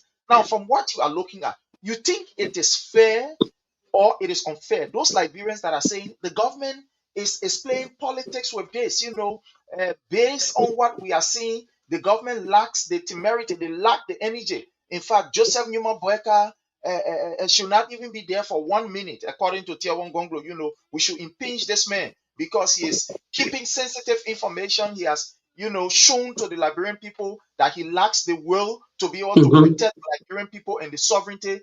Don't you think that this is unfair? All of these analogies, don't you think that it is unfair on the part of this government, who have just been confronted with this issue in less than a month? Just confronted with this issue, and people are beating on the government, saying, oh, the man is unreasonable, oh, he's keeping information, oh, let him be impeached, and etc. Don't you think that is unfair, my brother Roland? Let's hear from you. When you use unfair, then it means that you'll be maybe like it is an understatement. They have been very biased to the Liberian people. Let me give you this. Do you know that it is alleged that just the thing that is happening between Guinea and Liberia government has spent over $10 million? The news will come up. They have spent over $10 million. Just the small thing that just happening, that nothing, heavy has gone on. They have spent over $10 million. The news will come up and people will discuss it. Let's come back to the point. You know that Doumbouya is somebody that come back to the there's a company that's supposed to mine in Guinea and use a railway in Liberia. Why you think that stopped them from not mining directly and using the railway in Liberia?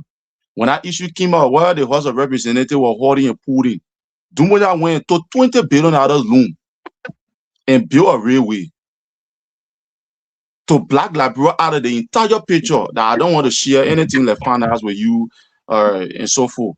Everything should be done on the basis where the Guinea is going to benefit as well. That's another aspect of it, that he's very true about the country, on how he stand on issues and how he can be able to defend his country.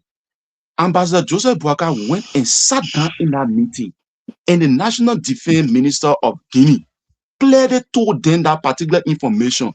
What was their response to those people? You understand? Key thing in that communication, he said they don't want for the people of Guinea to see the president like a weak president, because he told the people of Guinea in an inaugural speech that he's going to gain this land. And they even made emphasis. They said that they went into a conflict with several land before, and the conflict ended. They gave all of the garland because of the same land that today they are discussing about. And just recently, they took 15 of Sierra Leone army men and carried them to Conakry. It means that those people are ready for the land. It is just like our government is not being truthful to us. For me, what I expected was when they came from Guinea to go to the House of Senate to meet with every leader and say, look, this is what those people are saying. Let's tell the Liberian people that during after Bagley time, the two resident ambassadors that were sent to France, this is what they did. And this is why it's affecting us. But we're going to follow the diplomatic means to ask the international community to go and beg Dumuya that the river remains our boundary. That's just simple and being real. But you're not being real, but they want to use a situation now like a scapegoat and carry on corruption. Like they have spent over $10 million on just a simple thing. Why do you think the police RG went there and didn't see the water side? He didn't even see the water. He didn't go to the border entry to see what happened in there. Why do you think? The next aspect is the immigration commander went there. The Guinean army told the immigration commander that we will not tell you our reason of being on the soil. If you want to know our reason of being on the soil, you have to call to Gegedu and ask the people why they sent army on the soil. So we owe you no explanation.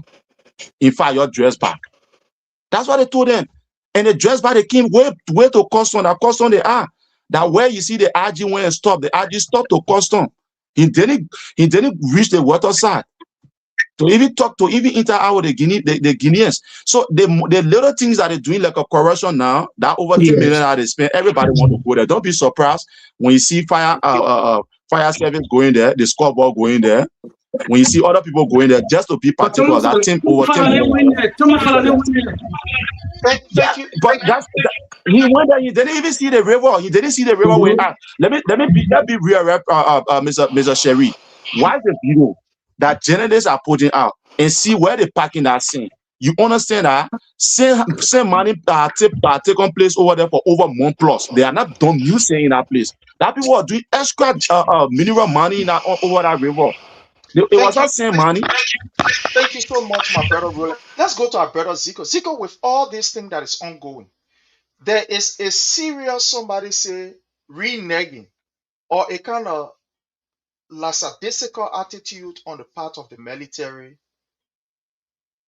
to deploy fully, whether in whatever means.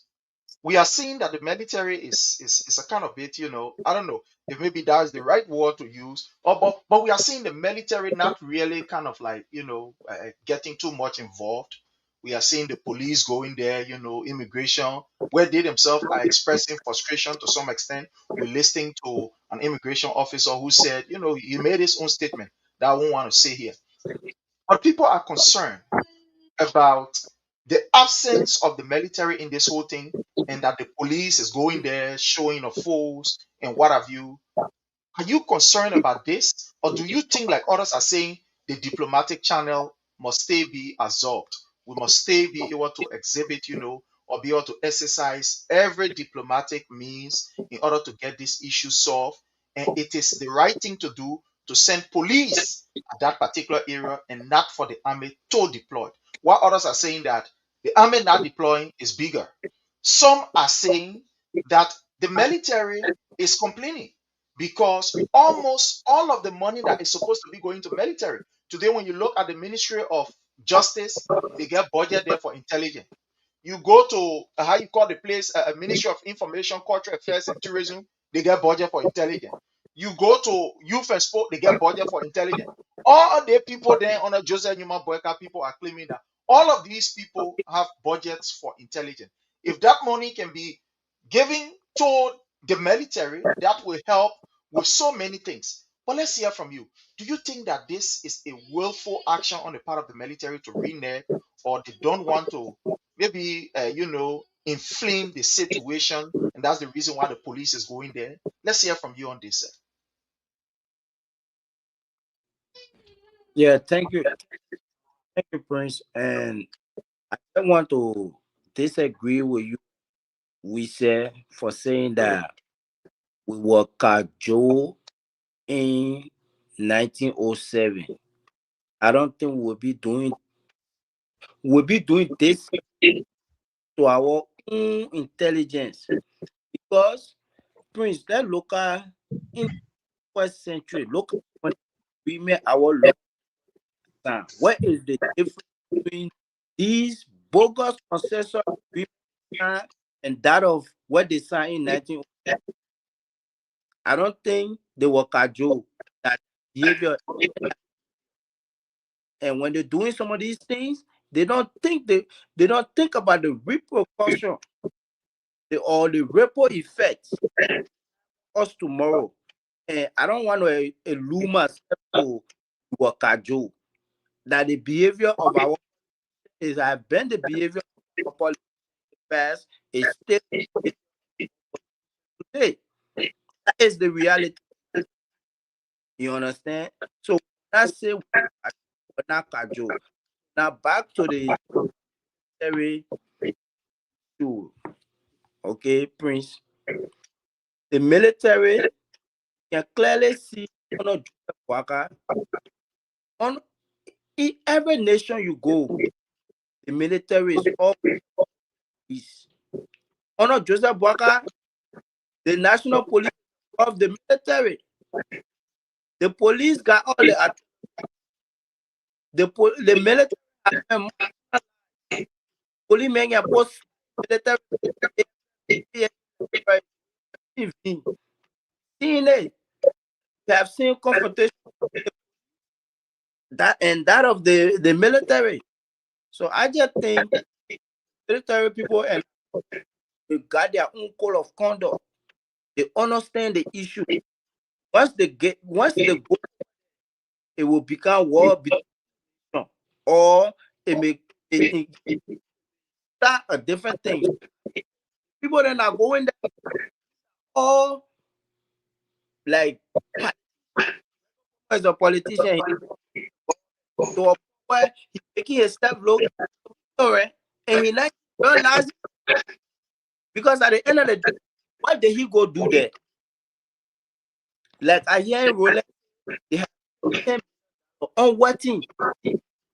What helicopter we have, nation will not carry over $10 million, like on gas. And you understand? So some of these things that the military have been marginalized, and I'm not surprised. You cannot cost it. Thank you. Please. But Prince, I will have to take my leave. Thank you. All right. Yeah. Okay, sir. Thank you so much for coming on and having your take on this issue. Thank you so much. Yeah, you said 10 seconds, if you don't mind, please. Yeah, go ahead, please. My brother, before you misspoke, Prince was laying a premise, posing a question to one of the panelists, and when he said we may have been cajole. I didn't use that word. So when you said we said, I think you meant Prince. I the one you said. Yeah. Okay, thank you. It was good that you said. So it wasn't. Yeah, I just provide clarity, and then I would just retire here. I think the reason why is no secret. We do not have that strength in the military, so they use the police because it's a very fact that the military is not strong enough. So that's what they use it. But it is kind of immaterial to bring the police what they do to the army in this discussion, because this is a discussion that has to do with our country versus another country. So it is clear that everyone sees it. We cannot withstand Guinea today with the size of our military. That's all I wanted to say. Thank you, Prince. And I'm glad you clarified. Yeah, but Thank you. if you say that, then I got a question for you, Mr. Sherry. Please, I beg you, let me ask you a Yes, question. sir. Go ahead, please. Then why you think that the police RG went in and they didn't see the water, and they didn't interact with the Guinean soldiers Oh, I'm since they not. want to use the police?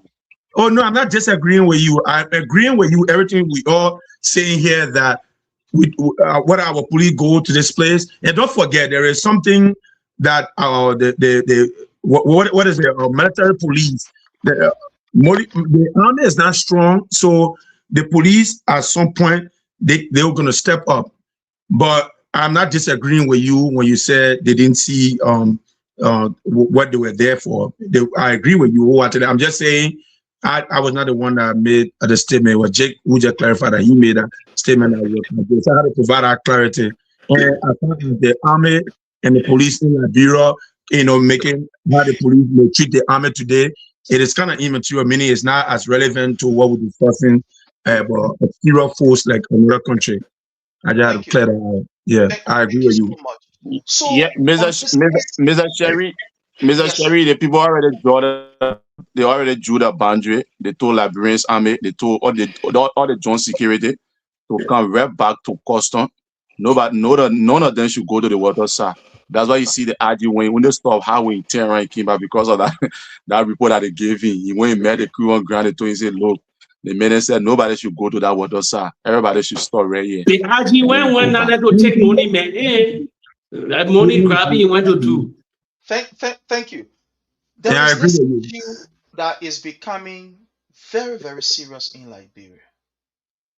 The last time we saw the presidential convoy in a very fatal accident, taking the life of two persons. A lady came up, and up to now, she is still crying. The death of her husband, nobody has intervened. I mean, on the part of the government. The last time again, there was a serious accident. I mean, the presidential convoy has been involved in series of accidents around the place. There is this report that yesterday, two persons were unalive on the scene by this particular convoy of the vice president, VP Jeremiah Kuhn. I will say it here for the record. I have friends that work in these details.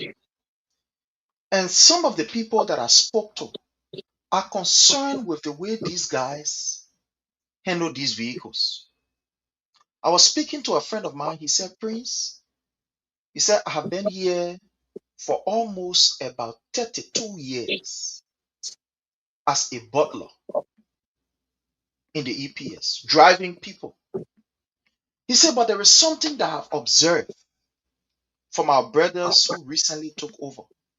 Most of the guys who are in this convoy, some of them have no, professional education when it comes to driving.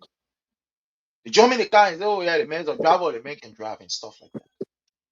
And this guy is, we're talking the guy, on a different, nomenclature, but the guy said the convoy, especially of the president and of the vice president, is involved in too much accident because you have people who don't even know how to drive. Some of them think that when they get in the car, they can drive anyway and anyhow. They are not even observing traffic rules. Some of them, they will not even be going on what we call any kind of details or presidential or executive details. Some of them will even be using the vehicle to carry home. And the way they will be driving is just so terrible. I want to hear from you, and I want to start with my brother Roland. The last time this thing happened, almost 3 different occasions. The president convoy involving in this kind of terrible thing. And now we are seeing the VP. But what is happening? What are you hearing from on the ground? What are you seeing? What are people saying? Is this normal or what? Let's hear from you, sir. Okay, thank you. We understood that the VP celebrated a birthday this gone time, and right after the celebration, that was the time they have this particular accident. right after the celebration of the birthday. But my question is this: they said when the VP is coming, or when the president is coming, or when the speaker is coming, most especially the president and not the VP, everybody will stand at the roadside. There will be no crossing point. No one will be crossing, and nobody will be moving. My question is, then why be on excessive speed? That's my question. And I want to ask you people that are in the Western world, whenever Obama is going somewhere, the speed that you see Liberians, president, and the senator, the speaker, the vice president, the Senate president can be on, is that the same speed that people can be on in the United States in the name of protecting the president, or in Europe in the name of protecting speaker? Sometimes, like when I saw this, something came to my mind. I was like, why if it is the car that the president is in, and then maybe two other cars just made accident right before the president car, and then the president car just enter into that two cars, what will you say? Because nobody is after the president. To admit the fact, this is Liberia. Nobody is after the president. But you will see is that they will be on excessive speed that you can't even control them. Because the moment they tell you, say, they will tell you, everybody leave the road. Everybody leave the road. The first car will come, everybody leave the road, leave the road. And you will see people just stand still on the main road. Nobody will be crossing, no motorcycle, everybody will just park. So why are you still on excessive speed? That's the question. Until today, the VP motorcase was involved into an accident. And this is not first of its kind. The president hit somebody from rehab belt, and today he got two kids. And nobody's sending them to school. And they are not going to the lady house or even speak to the lady. And it is the guy's sister who is taking care of that two kids. And the second one happened again on I think Bon to Magibi Highway again, with the same president motorcase again. He have an accident on the highway, and somebody lost their life again. The same thing happened again, Center Moroville. So where are they running going? That's the question. Where are they running? You know that you're supposed to be in Bon County, and you received information yesterday, so be in Bon County today, 8 o'clock. You received that information yesterday that you're supposed to be in Bon County, 8 o'clock. And then tomorrow, 8 o'clock. Then you wake up 7 o'clock, you want to go in Bon County and reach in Bon County, 8 o'clock. How possible is that? When you receive the information yesterday? But I just think that they just, based on what they did to other people, based on how they live in the community, based on the mindset, they think that everybody after them. But people are not after them. Let them erase that mindset that people are after them. And you ask a question, people who just enter in the EPS, Mr. Chevy, I want you to do a research. You understand that people who are in the EPS are people who the president, the vice president, the speaker, or the president took them to the EPS to protect them. These are people who are driving for them. They are not the actual people who been in the EPS for more than 10 or 15 years. Check it out. And you will come back and say, what I'm saying is true. People who are in the EPS, even go as far as NSC, you will get to understand that these are just newcomer who people just in trust that I take over and say, I don't trust Mr. Chevy, man. I want to bring my own people. They train them very fast, and then they just become security for me. That's why you see all of these things happening. But people who've been there 20, 25 years, they feel that they are not comfortable with them because they were in the past government. I agree because with they you. work in the past government. I agree with you I tell you, because before I we give go you to reality, I give you a real story. That's what's happening right now. I agree with you. Before we go to our brother, we said, I agree with you. This friend of mine has been in the EPS there for 30 plus years. I mean, with vice experience, he has been there. And what he told me, one of the reasons why some of them are there, he said, in fact, you don't even have a permanent assignment right now. He can just go and go sit down. At the end of the day, they take him and carry him. I mean, the man's, and what he told me is that just what you say. He said, for him, he has been there for years. He said his first time was doing the regime of President Samakando, but at the time his uncle was working in there, and fortunately, his uncle, used to carry. At that time, he used to carry them, so they were around the place, but he was not really there. So doing the tailor year was when he started to, let's say, he was in the driving and other stuff like that. And throughout, he said he has been trained. He said he went to Ghana, he went to Ivory Coast, he even went to Libya on different training, because driving, they get different, according to what he was telling me. I've never been a driver for executive. He said they get different form of driving, especially when you're driving these executive. There are various ways that you can drive. They have different kind of, it's not you normal start the car, boom, boom, go. He said no. They have different way and different driving that you need to understand. But unfortunately, he said most of these people that have come, they don't even have confidence in them. They don't have confidence. Yeah, that they can move them from there for some reason, but they don't have confidence in it. The man kind of, man, let my picking where used to drive me. That picking can't drive me. The picking used to drive my Tesla. Let him can't drive my convo. The other papi where used to be around my area used to drive my children to school. Let him can't drive. So the guy said, these are some of the things that are causing problem. And most of them there who have the experience, they have gone out, they have traveled out, and they have been serving presidents. He said they are not for any kind of special president. President go, president can, they've been serving. But unfortunately, it is not happening under this government. So you are right. But let's go to my brother Wisse. My brother Wisse, this is becoming concerning. Like Roland Redley said it. These people, before they could even come on the street is clear. But I don't know whether we should say recklessness on the part of these drivers because they feel that they are in this, how you call, high-level vehicle, or is it from the people themselves? And why can the people move from on the road? Let's hear from you on this. And Prince, I'm going to make this point, and then I'll need to switch device. So just a little heads up. I'll go off for a second. So my point on this is very straightforward. My brother asked a question. Apparently, he might be in Liberia. My brother, first of all, the road network in developed countries is very different from what we have in our country. So even if the president were moving at full speed, the way the roads are structured, the way the size of the road, a lot of people won't be in such a grave danger like our country. So it scares me. I left Liberia 2007 and I went back to 2017 for the first time. And that one reason why I gave a lot of credit. Our Christian religion say when you speak the truth sets you free. And a TV judge in America called Judge Judith Chatelain, she said, when you say the truth, you don't have to overthink it. You just speak freely and it comes out. So when I went back, I give a lot of credit to CDC government because road connectivity, in my estimation, was one of CDC's biggest strengths because they did very well with road connectivity. I was extremely disappointed having served as an election commissioner, heading the Don Bosco Youth Center where I grew up in New Matadi, heading the voting precinct there. That was the Ellen Johnson relief that brought her to power in 2005. When I go back 2017, having left 2007, that's a whole decade. I was extremely disappointed in Ellen Johnson relief with the roads, how deplorable they were. I'm not talking about the road, the low side road, but the main streets, how deplorable they were from Rowerfield to Monrovia. In my own will, I don't think she did the country justice.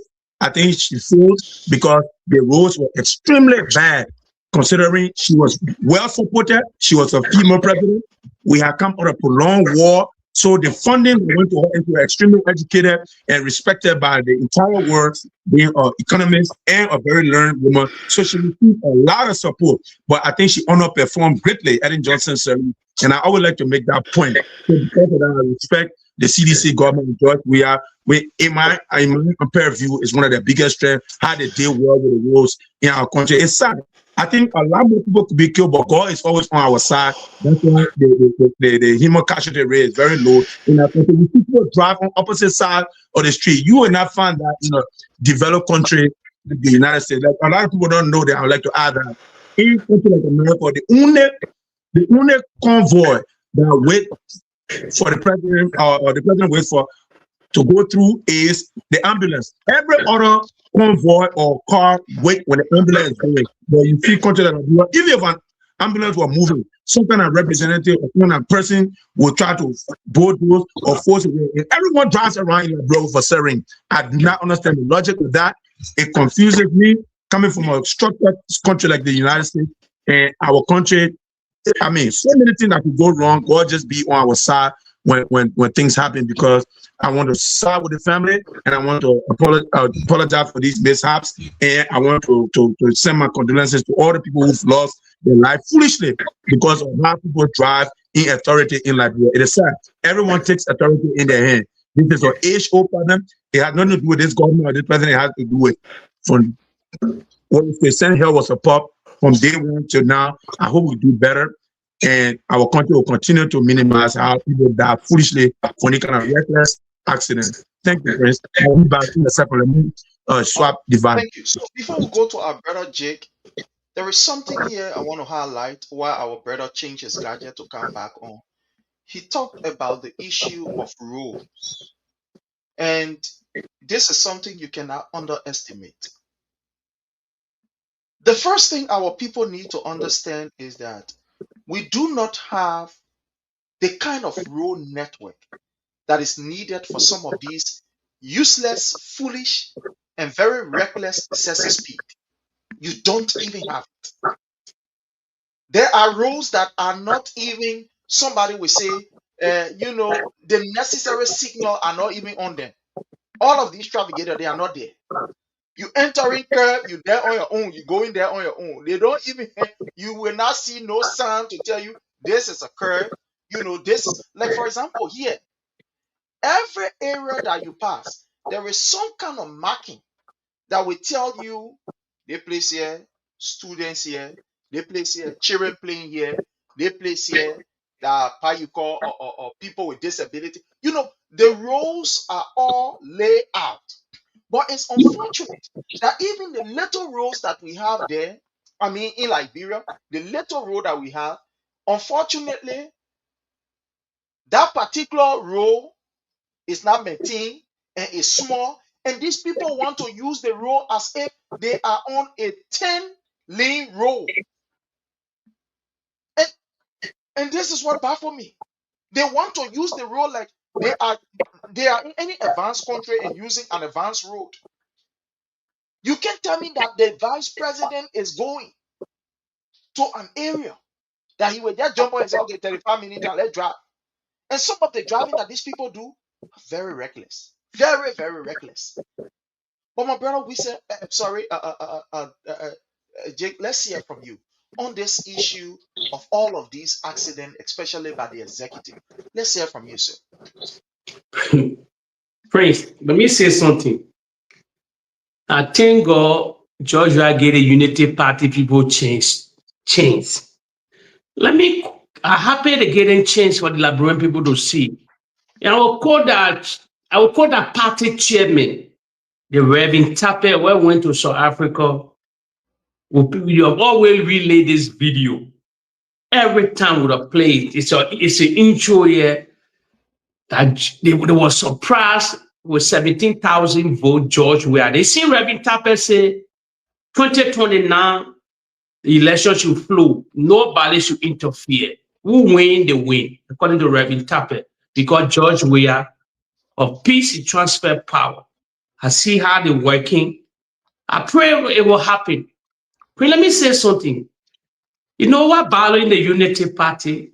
No. They came to power through lies and propaganda, smear campaign, heavily charged. You know what happened? We remind the followers here. Everything it'll cover it. Look at that thing I will play, they rolling discover here from Guinea. You know our executive mansion website never played none of that video. They just play Boakai City, they talk, Jeremiah Pia went on podium. They stay in denial. The people win the country almost 3 years now, they stay angry. Nothing transparent you will hear from these people. You got to do what I say. Propaganda cannot work these days because while the internet in everybody hand. If they go into Ethiopia, will go ahead of them. We'll know who invite them. And who visit Liberia will know these people, will know what they contain, how they looking. So can I great mistake they covered in our country. Now why did I tell you I said the president in control, Roland and Prince. Prince, you remember the president hired a Turkish airplane, private plane to go. While coming by, the plane nearly crashed. Today, the president, you don't even know who sent for that plane, how that plane came, who these people. The president could die that day, the vice president Jeremiah could become president the next day or the next week. So the United Party dropping the ball. Nobody today, nobody investigated what happened to the president Lenny RRA nearly crashed. Today, the chunky all under the roll. So nothing transparent you will hear from the Unity Party. The president already signed a document in Guinea. According to that whole something, Dumuya standing with him and Dumuya in the middle, Mala building everybody. They finished telling everything. But he came to address the nation, to calm the country down, to tell the Liberian people, oh, we had a land dispute. The land is not for all. Originally, this is why. He just talk about, you look at a message, say it was dull, no charisma. Even the t-shirt they put the president in, it was not presidential. They just paraded the president of LBC. They just sound like only he started reading straight from the rhetoric and I provide that message. So a lot of things will not see, Prince. They stay in the propaganda. They're ruling the country, but they're hardly everything. That's why I want to tell you the president is not in charge. If Nigerian people can say packaging, they seriously packaging the president. Now, while I tell you, Prince, the president will be 2029, the president will be 85 to 86 years old. Imagine the president at this stage, divorce lawsuit, everything going down, as Jeremiah Kuhn said. Imagine 2029, when you'll be 86 years old, when you're not campaigning, you'll be to a house or in a basement. How the president will campaign 2029? So that why Jeremiah Kuhn now doing everything possible for him to become president as soon as possible. That's why he carry birthday to the places. Why the president's ruling the country, but he control everything. Ministers then going, this and that going to him until they made an accident.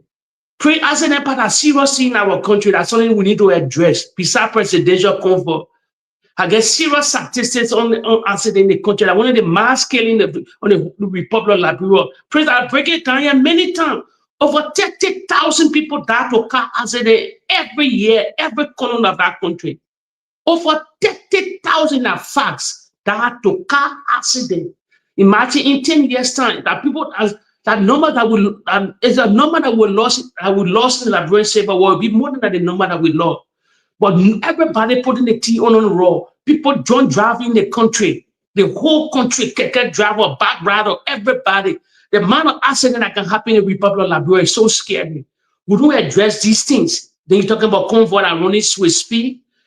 Car accident, people die from car accident too hard. Numbers too scary in the Republic of Liberia. So accident to not that thing not surprising me, just an accident. That is serious killing aspect in the whole Republic of Liberia. The numbers that I know about, I break it down here many times. So accident is not strange to me. So, but the Unity Party that cover government, they come from big. I think I was breaking problem to our nation. The president can I address it? Come from Guinea, executive mansion, West Side. Nothing they will put on our website. You should believe it. You must fact check it. You must go beyond them. There's not a transparent government. There's a government that stay in lies and propaganda. President almost died in plane crash, but the burial on the road. That one, it got scary. Thank you so much. So we'll go on our last issue. But again, let's just announce the number. So fellow Liberians. Please. Okay, announce the number. Then I can come in, please. But 2 hours going now, Prince. Yeah. Fellow Liberians, so you can just give us a call on 443-991-3356. Those issues that we talked about, you can have your say on it. Again, the number to call is out here, 443-991-3356 is that number to call. And then if you have a question or comment or concern, you can put it, through. Again, 443-991-3356 is that number to call and, air your view or have your say on this. Yeah, my brother Roland, you want to say something? Yeah, so I agree with what the woman was saying, and I agree with him. But I got another different perspective on that. That is, you got the traffic management team in Liberia that is not owned by Liberians. That's one aspect. Now the next aspect is that you got the police that's supposed to protect every aspect of our life in our country. But they got another section of police, what they call them the highway police, where you always find them Harrisburg. That the only place you find the highway police. How do they identify car that is on SSSP leaving from Bon County towards Maserati? So at the end of the day, that's why you see most of the accidents that occur on the highway is in that range between Bon County and let's say Bon County to Maserati Highway. So the highway police is not doing anything. They just sit down right around that carriage belt. You enter there, you give them gift drop in the evening hour. Everybody come back to Maserati. They don't even know what happening on the highway. At the end of the day, they say, yeah, we come from working. They give them budget for that. They're not even identifying what causing more accident to occur. The next thing is the police, they continue to lie to us. What happened to the boot that Greg come out talking about to ERW Junction there? What happened to that police boot that said that camera that could capture that 30,000 out of boot that could capture the both junction, anything that happened there, they will just remain inside and just capture the picture and tell you, say, this is where accident occur, and then this is what happened to the other junction. What happened to it? Have they called Greg come out to ask you what happened to that police, that 30,000 police boot? You still believe in that moving? Yeah, you still wake up with that boot. Okay. So again, fellow Liberians, the number to call is 443 Rolling. But let's close on this issue, on this how you call Sam Jackson issue. I just want to hear from us. I know we've been following it because it has been the center of somebody would say national discussion. People have been discussing it. Uh, I just want to hear your take on this, and I want to start with our brother Wise. I don't know if you've been following the Sam Jackson issue. He lost his wife, and again, our deepest condolences to the family of Mr. Jackson, and also the family of the wife. We want to say our deepest condolences to the family. We are saddened by her death. A very energetic, young and very spirited, young lady. But I am concerned, and I would just say, ma, with the way and manner in which the government is taking this issue. But again, let me just hear from my brother Wise. Wise, what is it you are hearing? What is your own take on all of these issues? We saw a friend of Samuel Jackson, Barron went out there and said he had been knowing this man and blah, blah, blah. In fact, he called the police. And I want to believe that the way and manner in which this case is being handled is based on the call that he made to his friend Gregor Coleman. But let's hear from you. What are you hearing? What are you getting from this entire Sam Jackson issue? What is your own take, sir? Thank you. Well, firstly, the loss of any life should be of concern to every well-meaning Liberian and just anyone who cares. And in this case, it's a loss of life of a female. So somebody like myself who have all sisters, I strongly want to extend my condolences to Mrs. Jackson and her family, and this has nothing to do with what country you come from. The laws, like every land has laws, and the laws should be upheld. So the case is being investigated, and we saw the other day when they invited Mr. Jackson to the Liberia National Police headquarters, and they have a 48-hour stipulation for which he had to be released. And it happens here in America for those who live here. We see that they invite you and you provide statements, you make statements, and based on whatever information you provide, they let you go. And if need be, they have to re-invite you to the police station for further investigation. And there's no secret.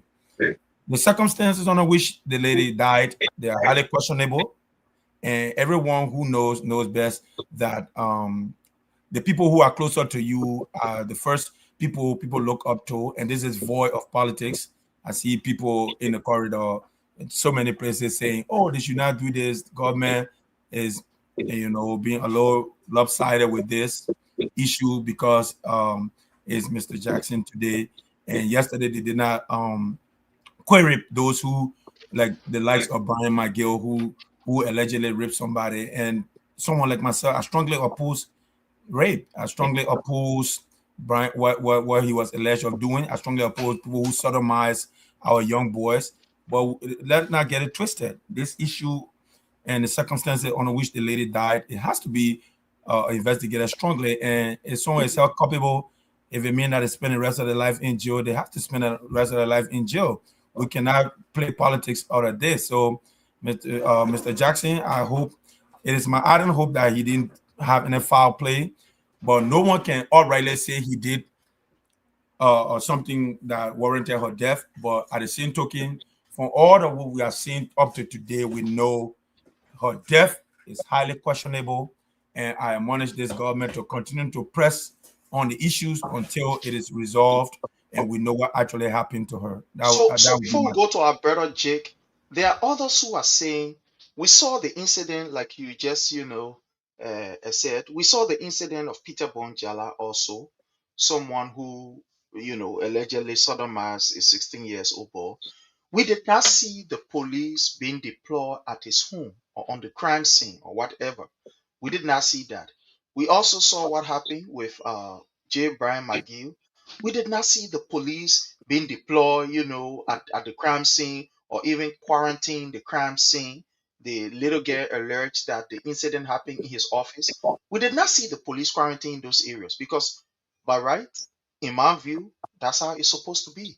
When especially a crime scene is identified, that place should be quarantined and the necessary investigation be carried on there so as to ascertain whether there are samples of whatever in that particular area. yeah, That we Prince. did not see.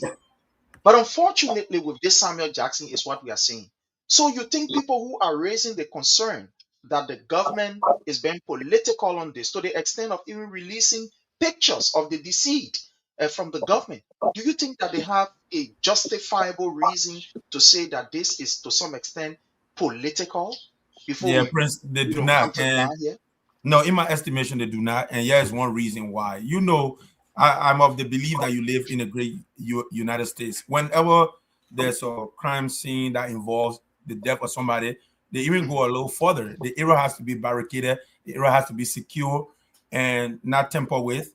Like people going in and out of that facility should be trained professional, like forensic professional, people, even police experts that investigators, they have to deal with that scene, and it's a normal thing for people to be deployed around such an area. That area become well protected, so it's not anything new to people like us who live in structured country like the USA to see police around it. But I will agree with anyone who think that Peter Bonjala should have been investigated, which he was.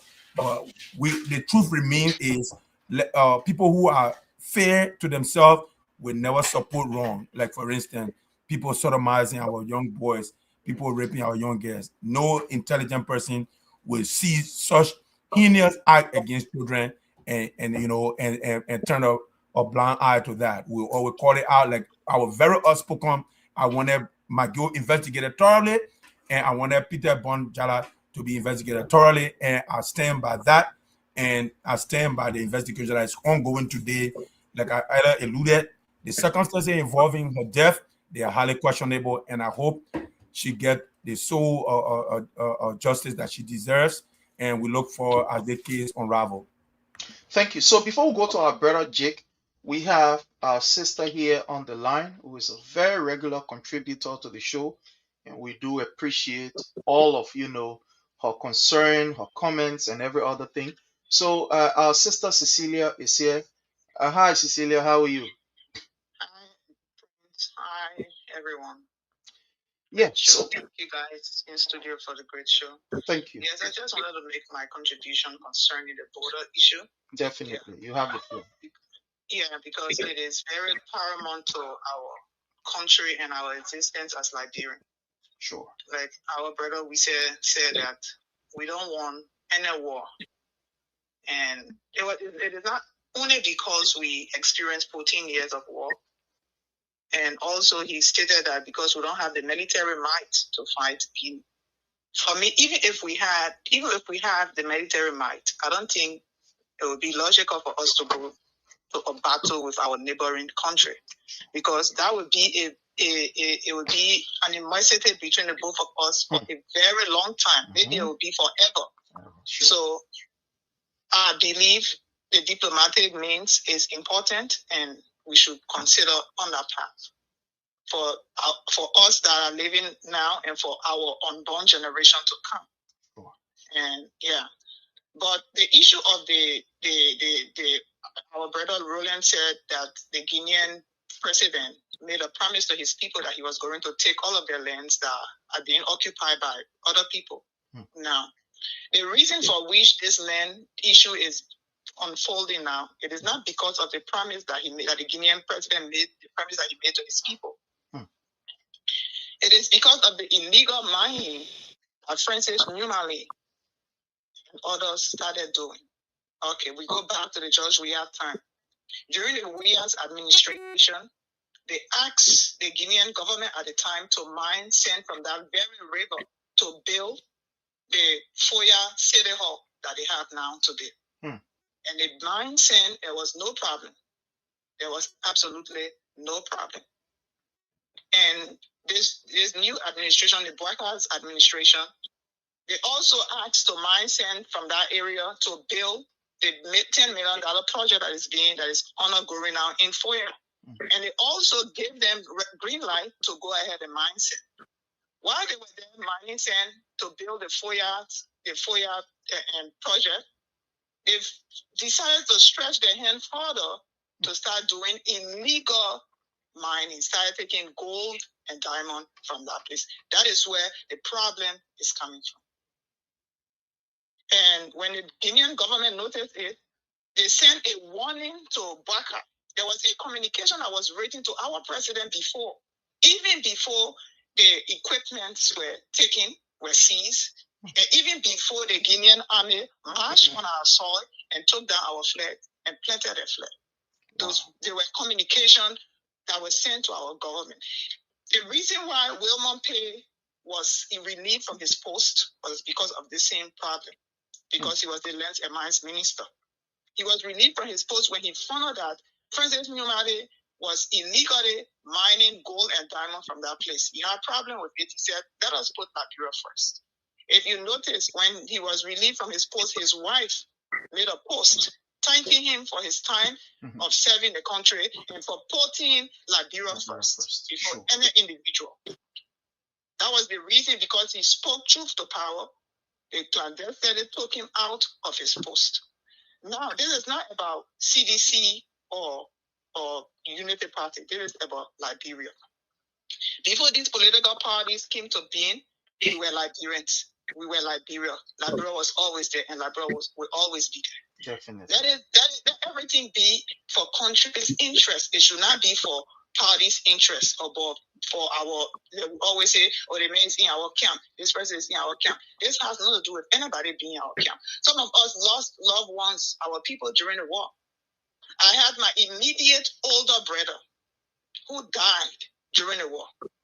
Since he left, early that morning, he said he was going to walk on the road. He and myself was lying down on the floor in our mother's room. Our mom went out to look for bread for us to eat that day, look for food, because we are not eating for days. He left me. He says, "Sisi, I'm going to walk on the road."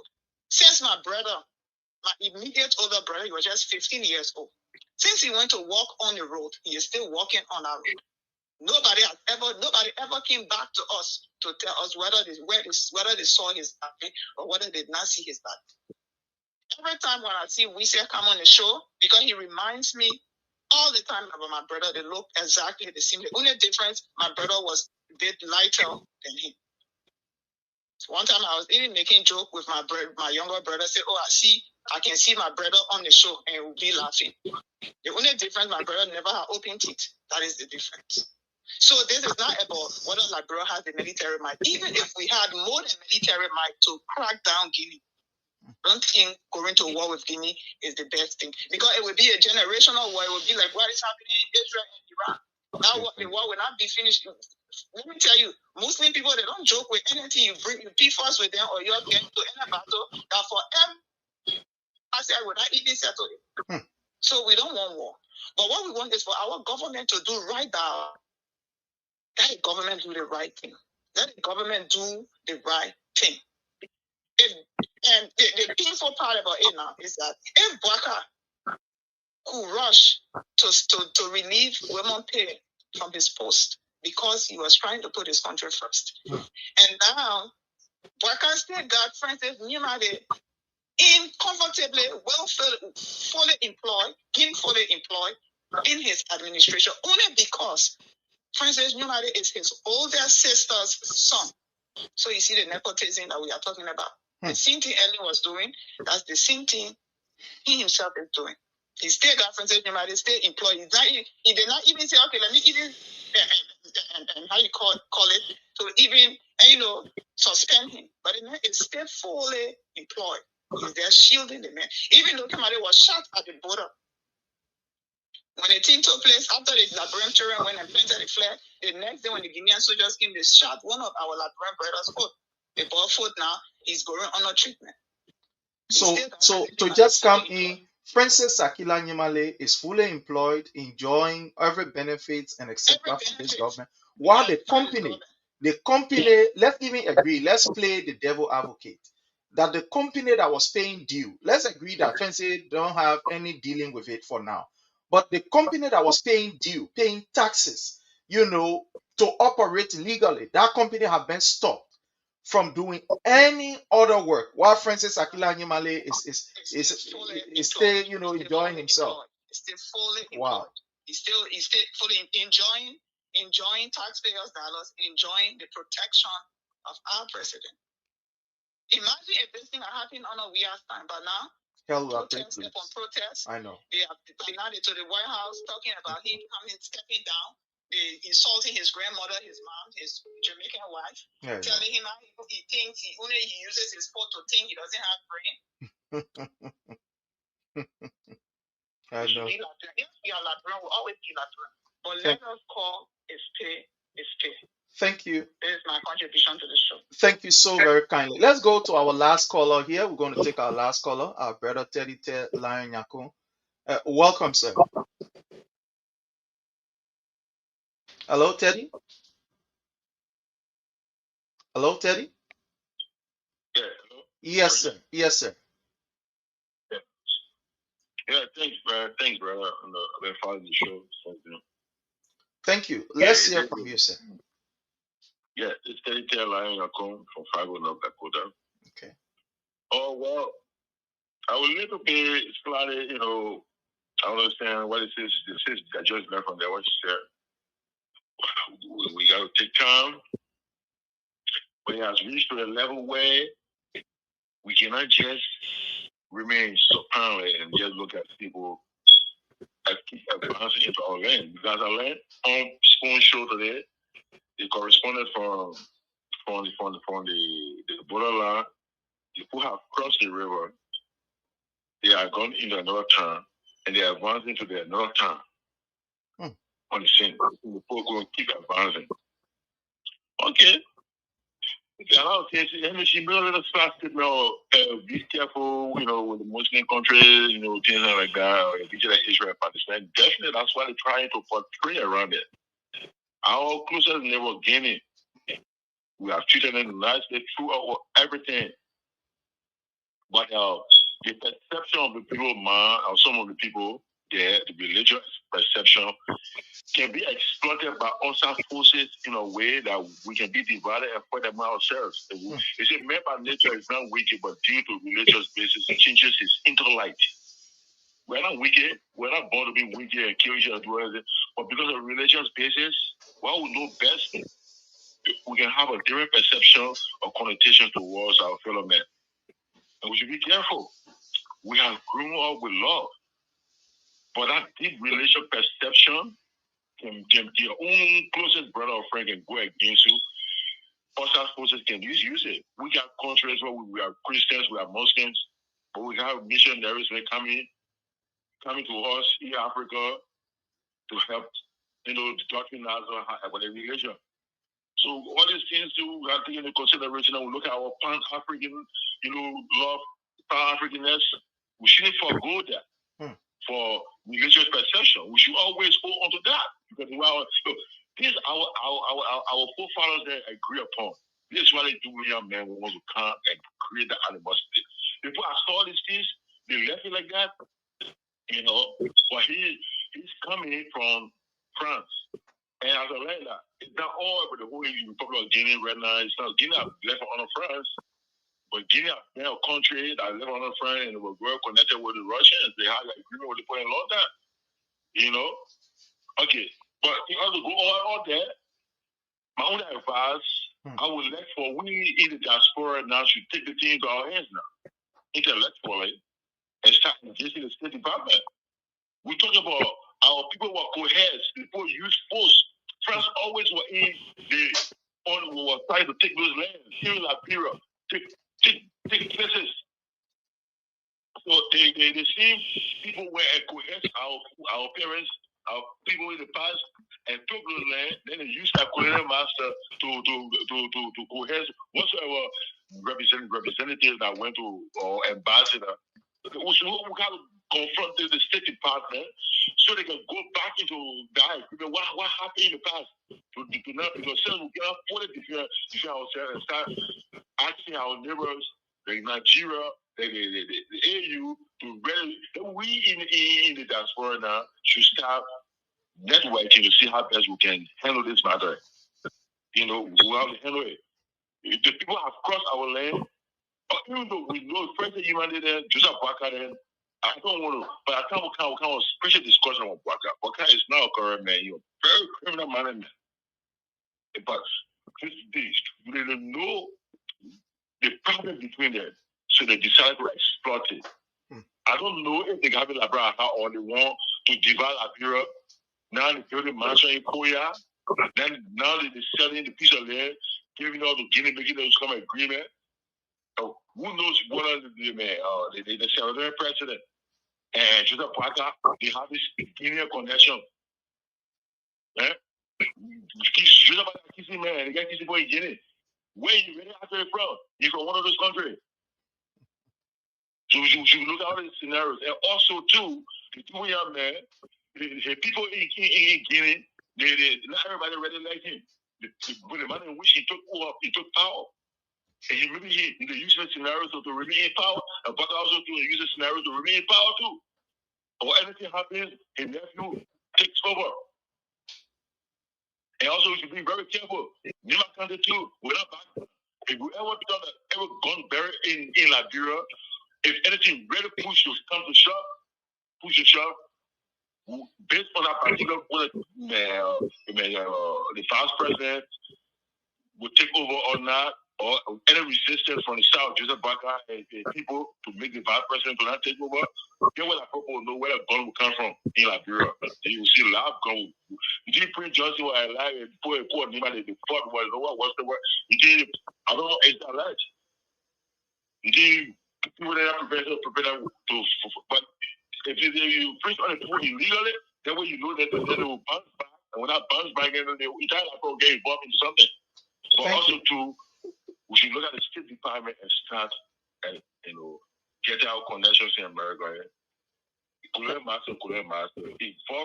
President George Weah, what's your people to look into the particular matter because this animosity Guinea is creating.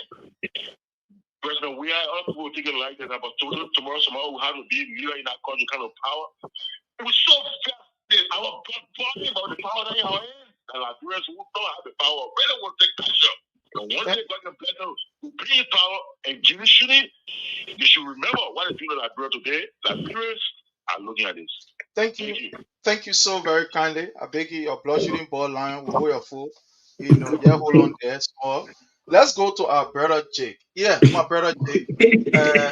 On this issue of the reckless, driving and other stuff, let's hear from you, sir, as you conclude for Yeah, now. let me just dive into the Samuel Jackson story. It's more like very laborious. But let me say something. I will be honest on this platform. When Malan Ellen just, you see the Unity Party, they crumbling in every form. They like it or not, a reality. Like followers then will come, they will insult. Everything that crumbling in our on our watch. On the press, God will do things different. On our watch, the first branch of government got on fire, the capital building. Women rule all in the country, no way out for the Unity Party. Now Guinea waging small war against us because of the weakness of the president. He's not in control. You see, the one left by the Unity Party people, most of them don't identify as Unity Party. No. CDC proud to wear beret, they wear this, they wear this, they identify themselves. They will be all in a corner. They are feeling, hey, they're ruling the country, but they're feeling bad. Seriously. Everything we are now we are patriot. All our country. We will love Liberia. During George Weah time, I never see no division ever in our land. Then George Weah time, they divided the country. They spread like an octopus on the social media. The Henry Costa on the side, all of them spreading gibberish. We learned some kind of video here before we start the show. You intro here with President George Weah telling the people about the 16 billion missing money, that gibberish. The people got on the internet, they spread lies, propaganda, smear. Even those in the Western world, they were all to the warehouse. They're sinning in, lying to the Liberian people. So what Saturday they from Canada talking about war crime code today, that government crumbling in front of them, Liberia in disarray. The country troubling country, never happened in our life before. In modern history, Ellen passed that torch. But St. George took the mantle. They did that same thing to Samuel do. Today, they crumbling, they inside, they boiling inside, nothing working for them. How about the military men that died, Prince? What Greco Kumona? I'm not talking about rape. Let me Brian McGaden. That Samuel Jackson story, Gloria Musu's Scarton story. They put politics in everything. They lie on Jefferson Kochi. I always say the Unity Party is naked. They've been blackboard, nothing working for them. A reality, everything they put politics inside. See the amount of people that went to Samuel Jackson Hall because he was strong. He went against them. He went with Ellen Johnson Sally. Samuel Jackson went. He knew Boakai. He knew who is Boakai. Ellen Johnson Sally. Other than know who is Boakai. Kofi Woolston. Other than know who is Boakai. Today, that man died. Presidential Affairs Minister died. Today, nobody know what killed him. Prince Joseph died on that wife. Nobody know, no autopsy. But during George Weah time, Princess Coppola, then they were shouting all in the corridor of the country.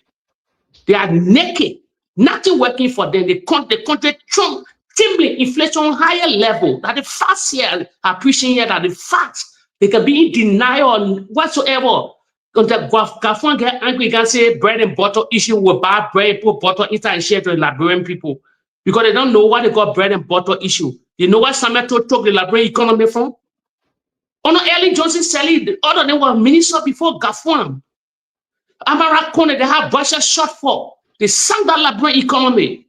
Today, Boakai racing, Jordan racing all. So propaganda they spread that are unhate playing on them today. We're not siding with the Unity Party. The country is divided. They divide the country. Since Georgia told the mantle authority, it will remain like that. Nobody will succumb to them. If Guinea fighting war, the Unity Party people were dressing green to go fighting, to go facing that war first. It's not about land, no man, not about sovereignty. You're not being real here. It's time for fire for fire.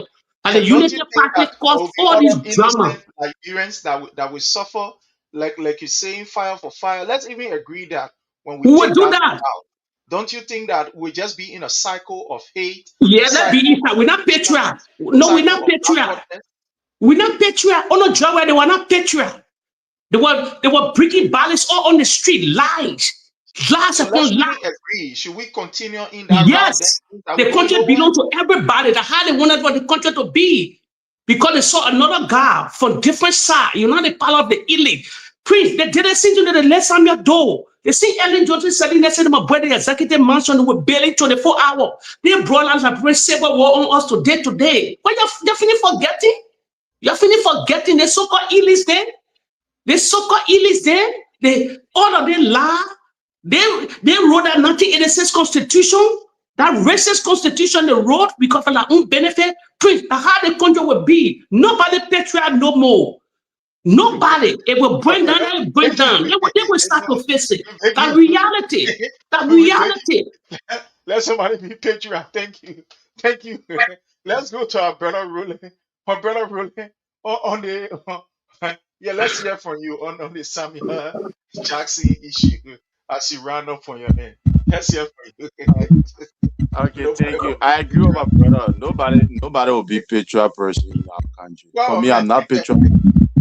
Yeah, I already make it clear. I already draw my line. I will not be patriot. If you like, that's it. That's it. If you don't like, if you look at me, tell me you're more Liberian than me, no problem. Yes. But as far as my mother from here, my father from here, I was born here, and everything. Even my grandfather, every one of them, they are Liberian. So a level, Jesus Christ King, and people never preach good thing about Jesus Christ. Then what more about me?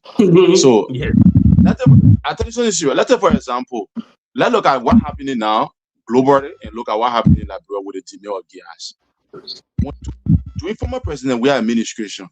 When we were facing the same problem, what they said, oh, the labor now they run the country. In fact, they may not even get connection. They didn't take Ebola into consideration. They didn't take coronavirus into consideration. The next aspect, they didn't take how do you call it? Ukraine and Russia war into consideration. And Russia war into consideration. So they took everything. They said, oh, if the men are capable, they make it do this, they make it do that. So now you denigrated the main government. You made the main government to be looking like to the international community, like he's not doing anything. Boakai then protested. So now it reached a time you want for me to go stand and say, yeah, I eating bread with butter, everybody living free life, people living luxurious life in Liberia. I would never do it. I would never do it. In fact, they are the cause of the gas price in Liberia increase. It is not the word I say.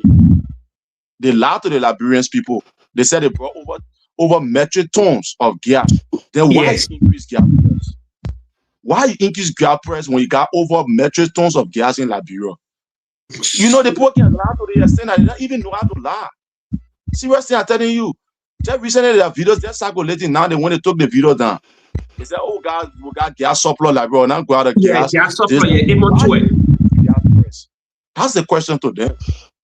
And the next thing is that, let's come back to the Samuel Jackson case. It is highly political.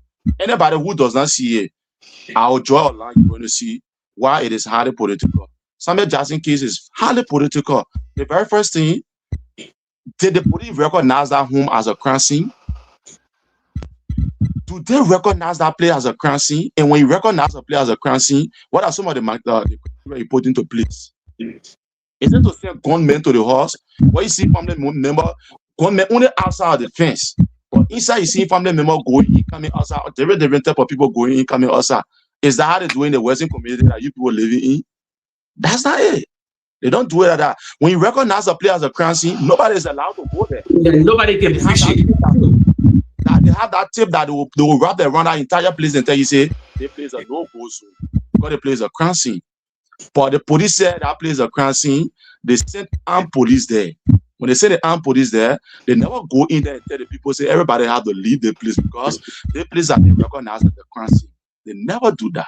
They allow the movement of people, different type of people are coming in. Who can tell us that whether some of the material was taken from inside there? Who can tell us that maybe somebody extra went and did some things? That's another aspect. The second one is where in this world I'm a suspect, or maybe let's say I'm a suspect or a person of interest. You call me and say, my man, you are a person of interest. You have to come to the police station. And then I tell you, say, arrest you, give me some time. Yeah? And the police accepted. They accepted that. You understand? How thing that happened to somebody, the person tells them about arresting. Can it happen to you in the Western world? That you will do something, Mr. Sherry, then Pick police you call up. you. You know, they even gotta call you to pick you up. Thank you. That's the Pick point. you up. See that?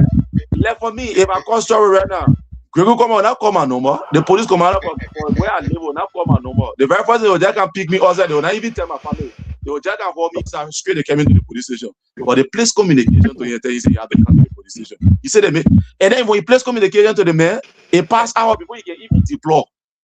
So what if that man who did it by that time the man will not leave the country?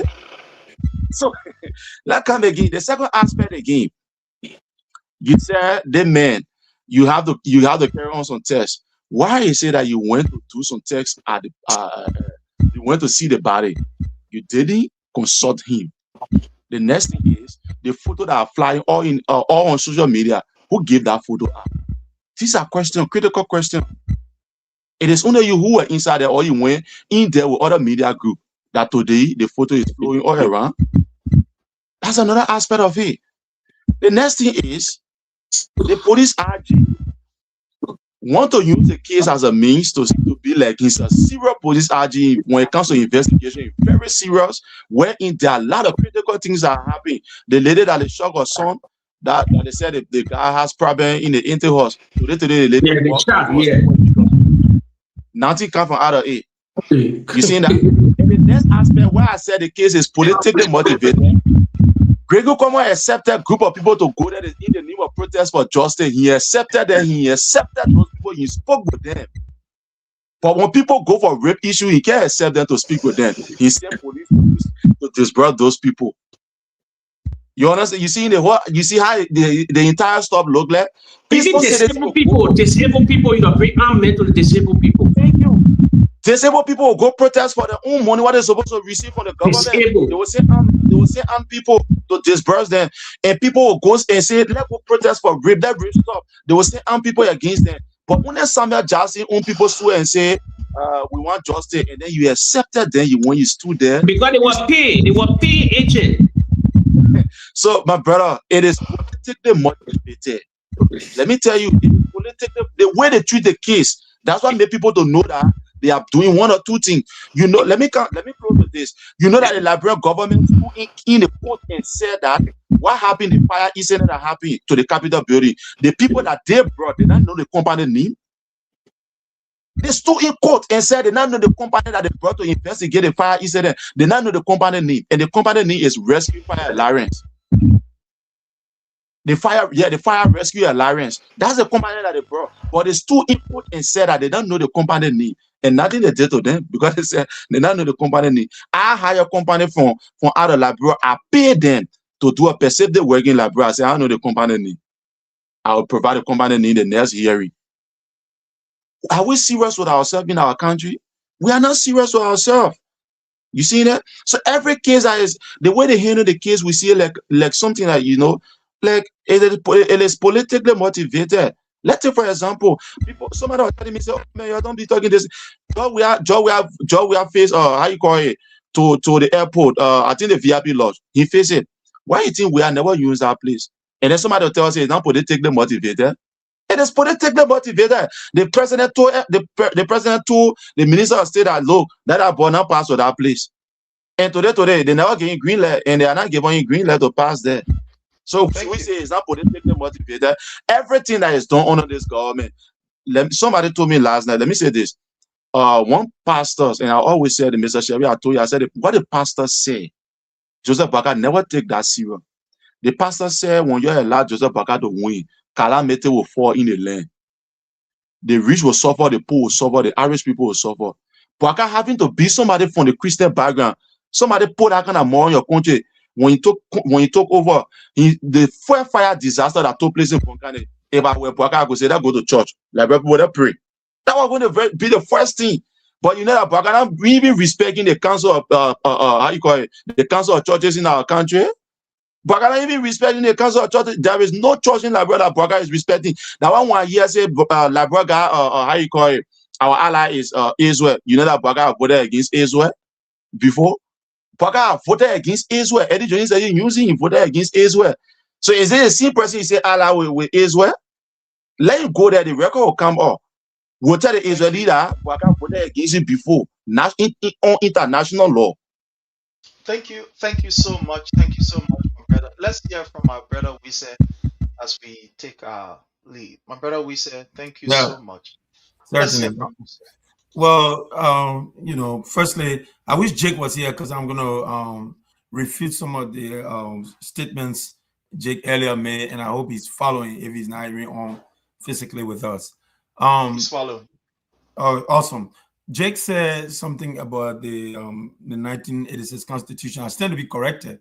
My former church mate from St. Stephen Episcopal Church, 10th Street, Cinco, Dr. Emma Claudia Sawyer was the one who I believe led the drafting of that Constitution. And my memory serves me right, he has never been a member of the Unity Party. I think he hails from LPP, Liberian People Party. And Samuel Doe, who may have been the one to have led the instructions of that, because you remember the 1980 coup, it was led by Master Sergeant Samuel Doe. And thereafter, they wanted a revised constitution, and Dr. Sawyer led that, being one of the most reputable Liberian leaders, and he happened to serve thereafter as interim president. He was a member of the interim government post-war. So I just had to clear that out, and I hope, Jake, you are following. So that was not Unity Party, and I'm not a UPIS. I made it clear here, but I had to clarify that. And I found some contradiction, even though my brother Roland, you made some salient points, but there was some contradiction.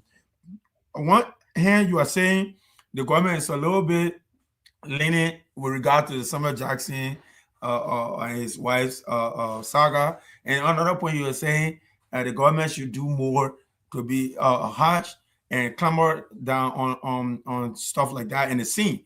Let's say, for instance, you said, I'll take it your way. Let me tell you why I say the contradiction. The government is not pressing hard, and you know they're being a little bit soft. They're lying, Samuel Jackson, you know, to slap with some of the things regarding to how the scene is being taken care of. They're not really doing much about it. Like the whole area has to be barricaded, like you see in the United States of America, places are barricaded and things are done to have. But then on the other hand, he's saying, oh, because it is Samuel Jackson today who was aligned with CDC and opposes this government, the government is being hard on him. So you have to take one position when it comes to this kind of matter, which is, I think my stance on this is nothing but the fairest. Here's the fair statement. Regardless of where the lady hails from, whether from South Africa or wherever country, I think her death remains questionable. And I think we should call on our government, we should call on our people to press on this issue until it is remedied and she gets the justice that she deserves. There's no way on God's earth, in my mind, I would think that she was not, she didn't die on some very questionable circumstances. And we see all that's unfolded. We hear people talking about because the epilepsy, we understand that, but I don't know how that explains the kind of physical marks on her body. And while her eyes are so red with you know, like blood sat in her eye when she lost her life. So those are the things that I'm looking at, and I'm not looking at the person that is accusing finger. Of course, we're always going to point to him, Mr. Samuel Jackson, because he's the closest to the deceased. So I think we should all stand by the government on this matter. I have sisters, and I think we will always stand with women, irrespective of where she hailed from. We must stand by the government, and the government should be firm and investigate this matter. And I think if Mr. Jackson is culpable, he should be able to face the full way of the law. If he's not culpable, he should be exonerated, and everything should be remedied. That way, it brings closure to the family, her family, and to the minds of South African, because they are following the case closely. Don't forget, she's a learning person from that country, and she was in our country, and they're going to follow it to the letter. And I stand with that, and I stand with all those who are in solidarity with how she lost her life. I want to retire there. And my brother, because of family obligations, I think I'll retire here for now. And I appreciate you always for always affording me the opportunity to come on your platform, and to the panelists that are off now and that were on earlier, and my brother Roland. I really appreciate sharing the platform with you guys. You guys are exceptionally awesome, and we look forward to more exchanges. I'm a person who share a different view than you guys, but I respect all of your views, and I hope that you all see it the same and respect my view that we are all Liberian. We are fighting for one thing: our common patrimony in Liberia to be a better place, irrespective of our political lineage. Thank you, guys. Thank you so much. So on this issue, fellow Liberians of Samuel Jackson, I want to retire like this. I, as one individual, see this thing as being political. And these are the reasons why I am saying that it is political. The video or the pictures that are circulating, that have been put out there by the government, it is intended to bring down a guilty verdict in the court of public opinion against Samuel Jackson. I will in no way support violence against women. In no way. I detest that. I oppose that. And I think that has no place or should not be given any space in our own society. Should not be given space. But you see, this is why we continue to say it is political and the government continue to expose herself. Peter Bon Jala, who sodomized a 16 years old boy, left this boy to die, took him on the beach and dropped him there. The police of Joseph Newman Boakai did not go to his house. Let's quarantine the house or wherever the place is to do investigation. Let assign police there. You know where they assign the police? They assign the police to the victim house. This is how evil these people are. The police were not assigned to the place the incident happened. The place they committed the act. The place they sodomized the boy. The police didn't go there to quarantine that place. But you know where they send the police? They send the police to the victim mother house. The place they send the police. All of these pictures that you see them putting out with the sister, with bruises on her eyes and the rest of it. Can you look at that picture, especially judging from the underlying health condition she has, or she had, sorry. Can you judge from that particular picture that those bruises that you saw or you are seeing on the picture, that they were inflicted on her by Jackson? Can you look at the picture and just deduce? Also, by seeing somebody with, look, don't get me wrong. For me, I detest that seriously, and I oppose it. People beating on women. I'm not involved into that, and I don't support it. But judging from her health, challenges she had, I think they call epilepsy. Maybe some of you have never been near somebody that maybe is affected by that. But some of us, we have seen people who had that particular medical condition, and we know what can happen. I've seen people who even fell in fire. People, they fell down in fire. I've seen people who fell and they hit their head on things. I've seen people who fell in hot water. Different kind of terrible incident. I have seen it before with this thing of epilepsy. So because the government now want to, in the court of public opinion, for this man to be guilty, they took picture wherever that picture came from, whoever that sent it, they took the picture and put it on Facebook. They put that picture on Facebook. They get people like Julius Barron calling and indicting. Look, I am not supporting Samuel Jackson or anybody. I believe that yes, justice must be done to all. But unfortunately, what is happening? It's not justice from the government. It's witch hunt. Let's call the spade a spade. It's witch hunt. They went, they can't even respect the dead. The dead, they can't even respect. They went there, took the woman picture, took all kind of pictures, and start posting it to their how you call their bloggers to put it on Facebook. What kind of disrespect is that? Some of us never thought that the police would be so unprofessional as it is under Joseph Nyuma Boakai and Gregory Como. You know why?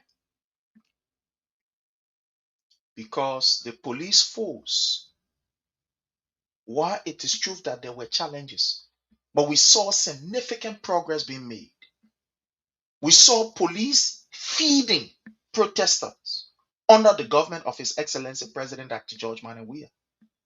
We saw police engaging with protesters in a peaceful manner under the regime of His Excellency President Dr. George Weah. We saw the police engage in what we call friendly dialogue with aggrieved group of people. We saw that. And we were excited from the signs that we saw under the government of President George Weah. We were comfortable that we are heading somewhere. But look at today where we are. The nation is in a complete chaos. You get police officers massacring people in Kinjor, and nothing came of it.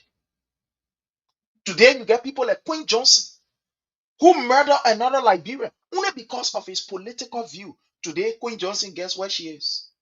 She in Freeport. She enjoying herself, jumping around, writing nonsense on Facebook, while the family of Joshua are in tears. Today, you get people like Francis Sakila Nyimale, who after inflicting pains on another family, taking away the life of another Liberian, Tamba Momo in Lofa.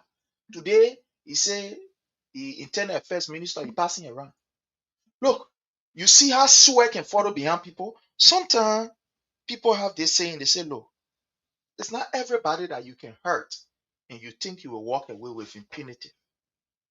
It's not everybody that you can inflict pains on and you think that all will be okay. No.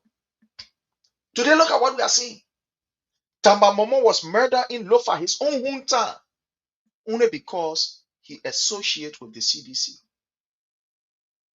Francis Sakila Nyimale proudly walked away with dignity with the murder of another Liberian. He was given an opportunity to serve. People like Darius Delon said, oh, you know, we can't indict the man because the man said yes, and blah, blah, blah, and all the other things. And they gave him position. Today, the same Francis Akila Nyimale is now bringing war on Liberia. You see what is happening? When you think that you love this child, when you think that you love this evil, this is what can happen. But you think we are strange? We are stranger to these things? Joseph Nyuma Boakai is using Francis Akila Nyimale to carry on all of his dirty work. I said it here before, and thank God that people are not getting it. You think why was Womope removed as lands and mines minister? It wasn't because he disrespected the law of the land. It was because he was trying to protect the law of the land against greed, against unpatriotic behavior from Joseph Nyuma Boakai through Francis Akila Nyimale. And Joseph Nyuma Boakai said, oh, they man gotta go. You want to get a chance for all to do our day. You know, under the regime of how you call Wemope, the way you are farming these people. When you go somewhere and see any illegal mining, he sees their material, he found them. You know how much government was getting? And that got to people like Francis Akila Nyimale, who is the middleman with Joseph Nyuma Boakai Mining Company. And at the end of the day, he say, you're telling me to start. Wemope say, I'm a patriot. I'm working for the country. He said, okay, then working for the country, we sack you. You think we don't know that? Today, the Francis Akila Nyimale who spilled blood in Lofa County and nothing came of it, is the same person for whose benefit today again another blood has been spilled on our soil. A snapper from Guinea shot the leg of a Liberian. Francis Sakila Nyimale is a curse. And this man will continue to put our nation in harm's way because his uncle Joseph Nyuma Boakai is comfortable with him. But fellow Liberians, it is unfortunate. All we can do is to explain to you what is obtaining. Time have caught up with us and we gotta go. But until we meet again, I love you all. Let's get ready for the CDC USA convention, which will be held in Philadelphia. CDC USA convention will be held in Philadelphia from the 24th to the 28th of 2026. All of you are invited. Civilians, prepare yourself. We are going to be in Pennsylvania from the 24th to the 28th of June. This year convention, we're going to be having our national elections. So if you are a civilian in any one of the states, get connected to your state chapter because the only people that will be allowed to vote are people who are from the state. So if you are in the DMV, we are also here in the DMV area. You know our number, 443-991-3356. Get to us so that we can be able to add you to the chapter. If you are a civilian living in Washington, D.C., Virginia, and that of Maryland, do not waste time. Get to us. You already know the number, 443-991-3356, so that we can immediately get you connected to the chapter. But my people want to say thanks to all of you. Until we meet again, I want to play you this song.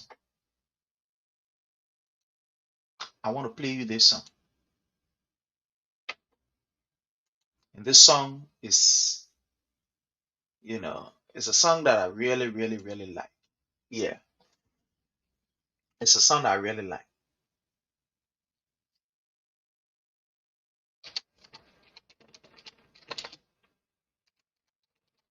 And this music, I want to play it for all of our sisters, all of our mothers. I want to play this music for all of our mothers. I mean, all of our mothers. Yeah.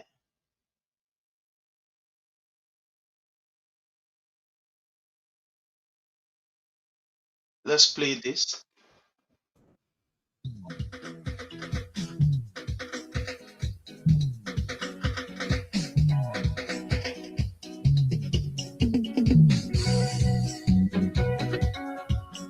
Yeah.